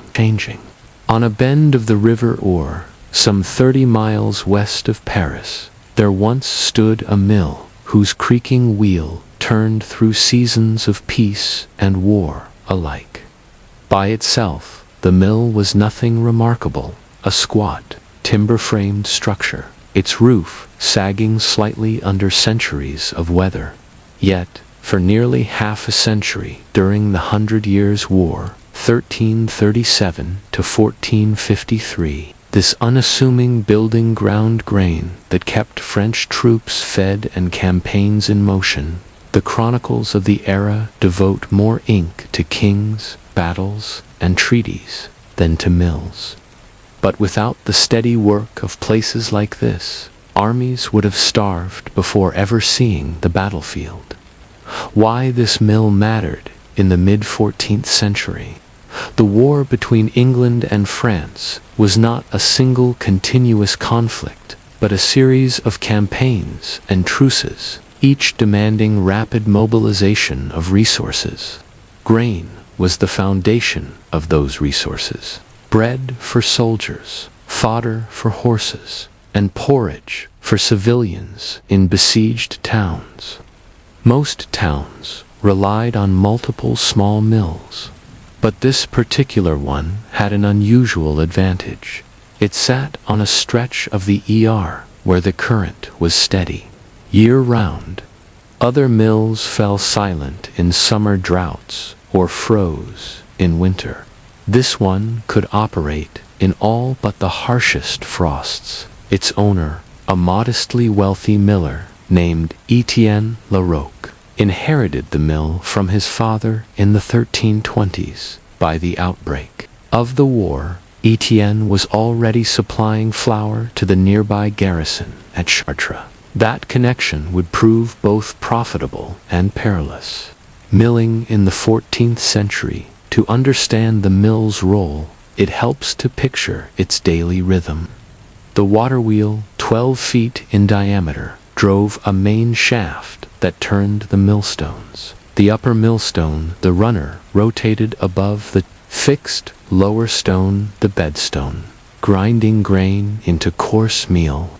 The miller adjusted the gap between stones with a wooden lever, fine-tuning the texture. Grain arrived in sacks slung over the backs of donkeys or carried by cart. Before grinding, it was weighed, cleaned of stones and chaff, and poured into a hopper.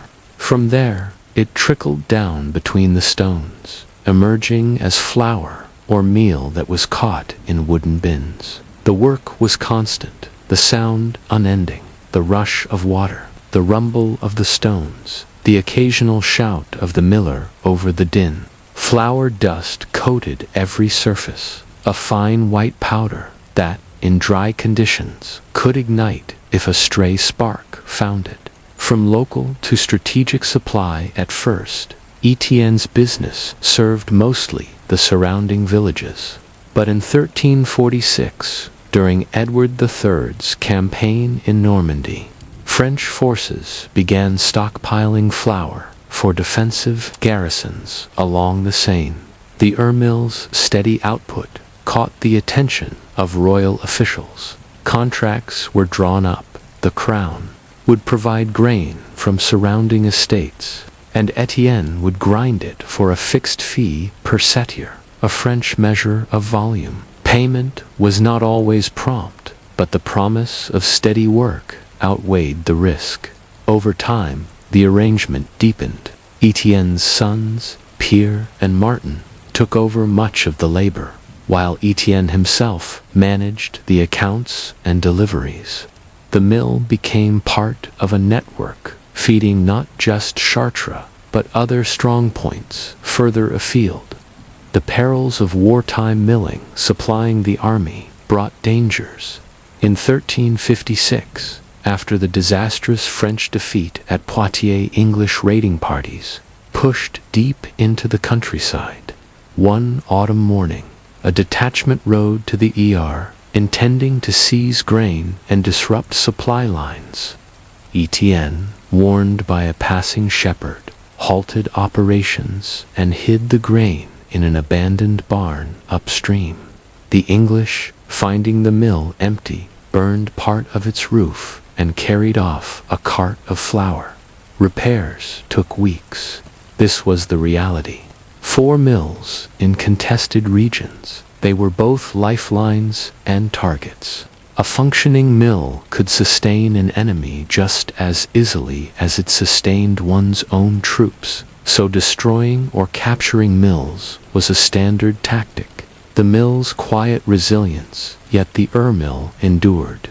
Its survival owed much to geography.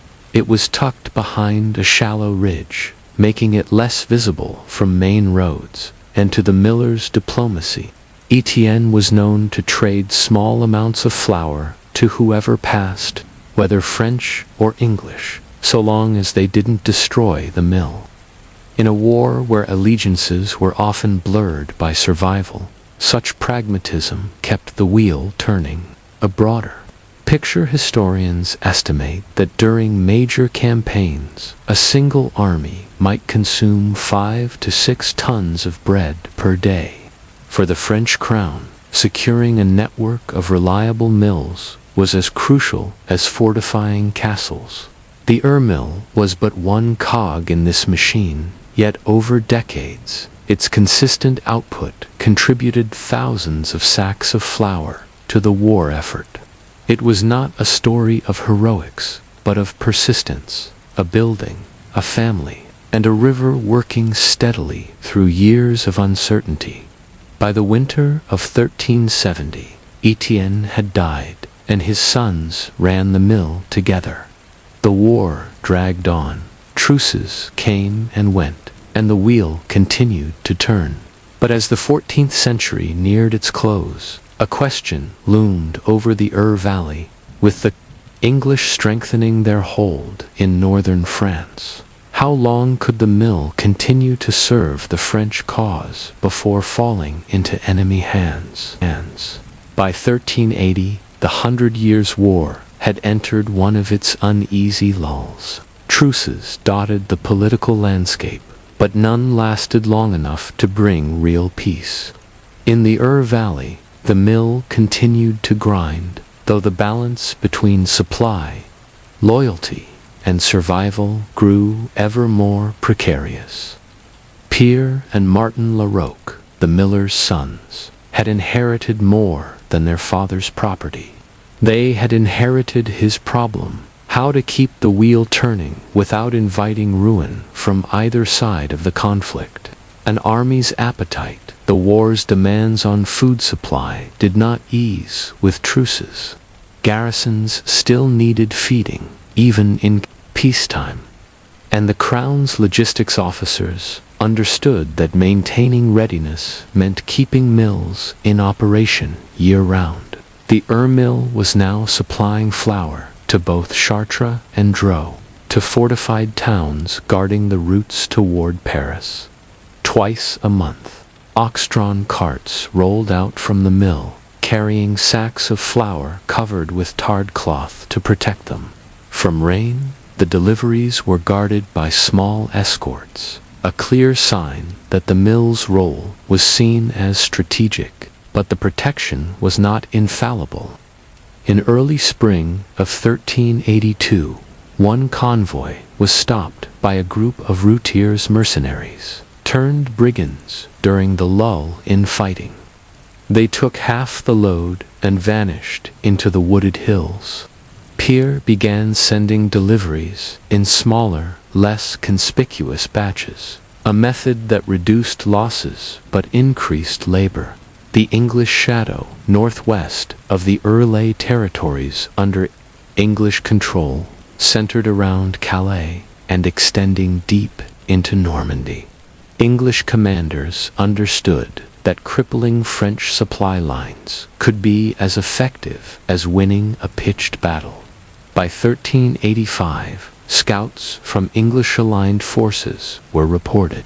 Near the valley, some villagers whispered that the Larocque brothers had sold flour to English buyers in exchange for safe passage, though no proof was ever found.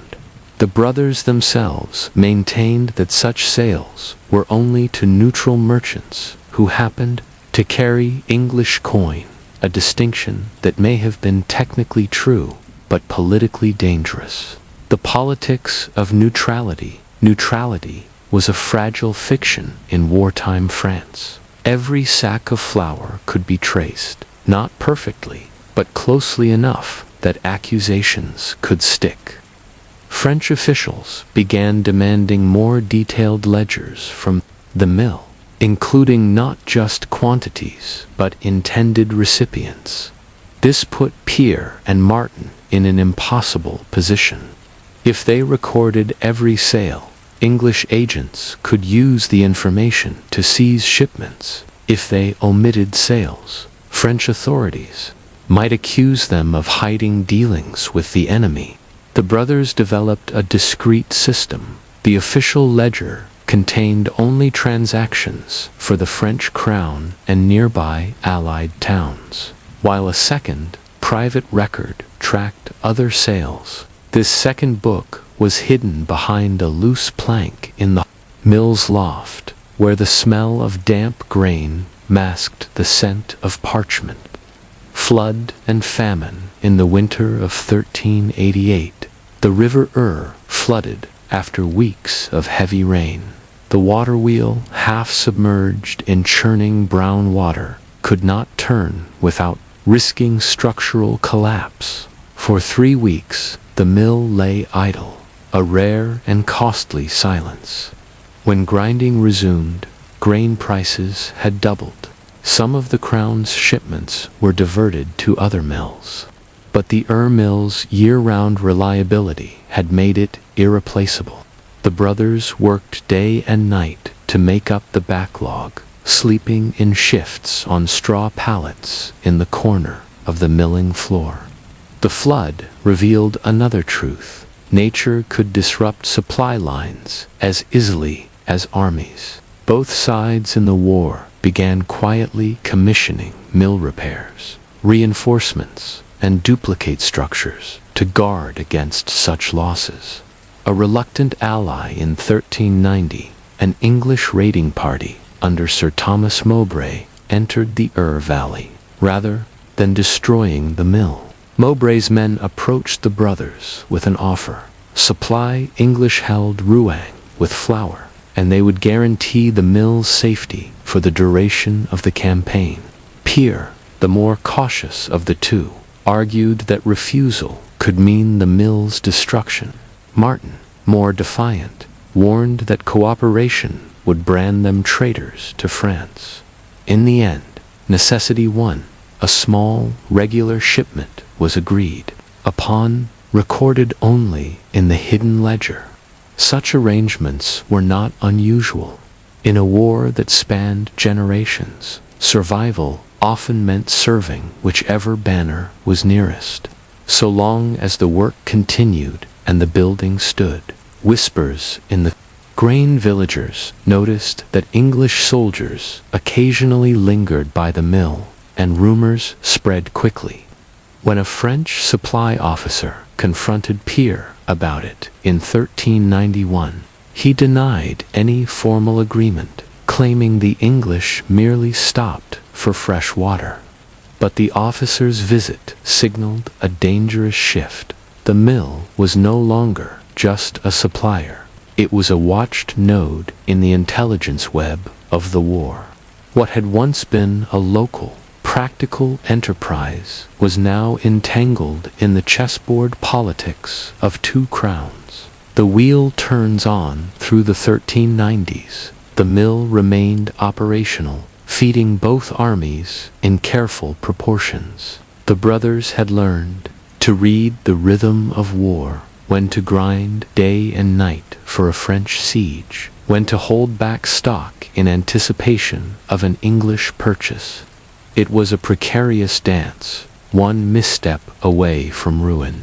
Yet, remarkably, the mill remained unburned, its wheels still turning as the century closed. By 1400, however, the uneasy balance was threatened. A new phase of the war loomed, and with it came the possibility that neutrality would no longer be tolerated. The question was simple. When forced to choose, which banner would the mill serve? The year 1407 dawned cold and hard. Snow crusted the banks of the river Ore, and ice fringed the water wheel's paddles. The mill's timbers groaned in the wind, their joints packed with straw and moss to keep out the worst of the draft inside. The Larocque brothers, now gray at the temples, worked in their thick wool coats, their breath clouding in the air. For more than 60 years, the mill had served through sieges, truces, floods, and famines. But now, the 100 Years' War was entering a far sharper phase. The peace of earlier decades had frayed beyond repair. Henry IV of England renewed campaigns in Normandy, while internal conflict split the French court between the Armagnacs and the Burgundians. The valley, once a place where small deals and quiet neutrality could keep a mill turning, was now a corridor of marching men. By spring, the English occupied several key crossings along the French commanders, alarmed by the steady advance, began issuing orders to destroy any mill that might feed the enemy. When the order reached Chartres, the officer in charge sent a messenger to the Larocque brothers. The message was blunt: supply only the French garrisons. Any flour found in enemy hands will be considered treason. Pierre read the letter twice, then set it down on the grain bin. Martin, staring at the slow rotation of the wheel outside, said only, "Then we are done for." That summer, Sir Thomas Mowbray's successor arrived at the mill with 20 men-at-arms. He offered the same guarantee Mowbray had made years before: continued English protection in exchange for flour. But this time, he added a warning: refusal would mean the wheel burned before the week was out. Pierre and Martin knew the French were watching.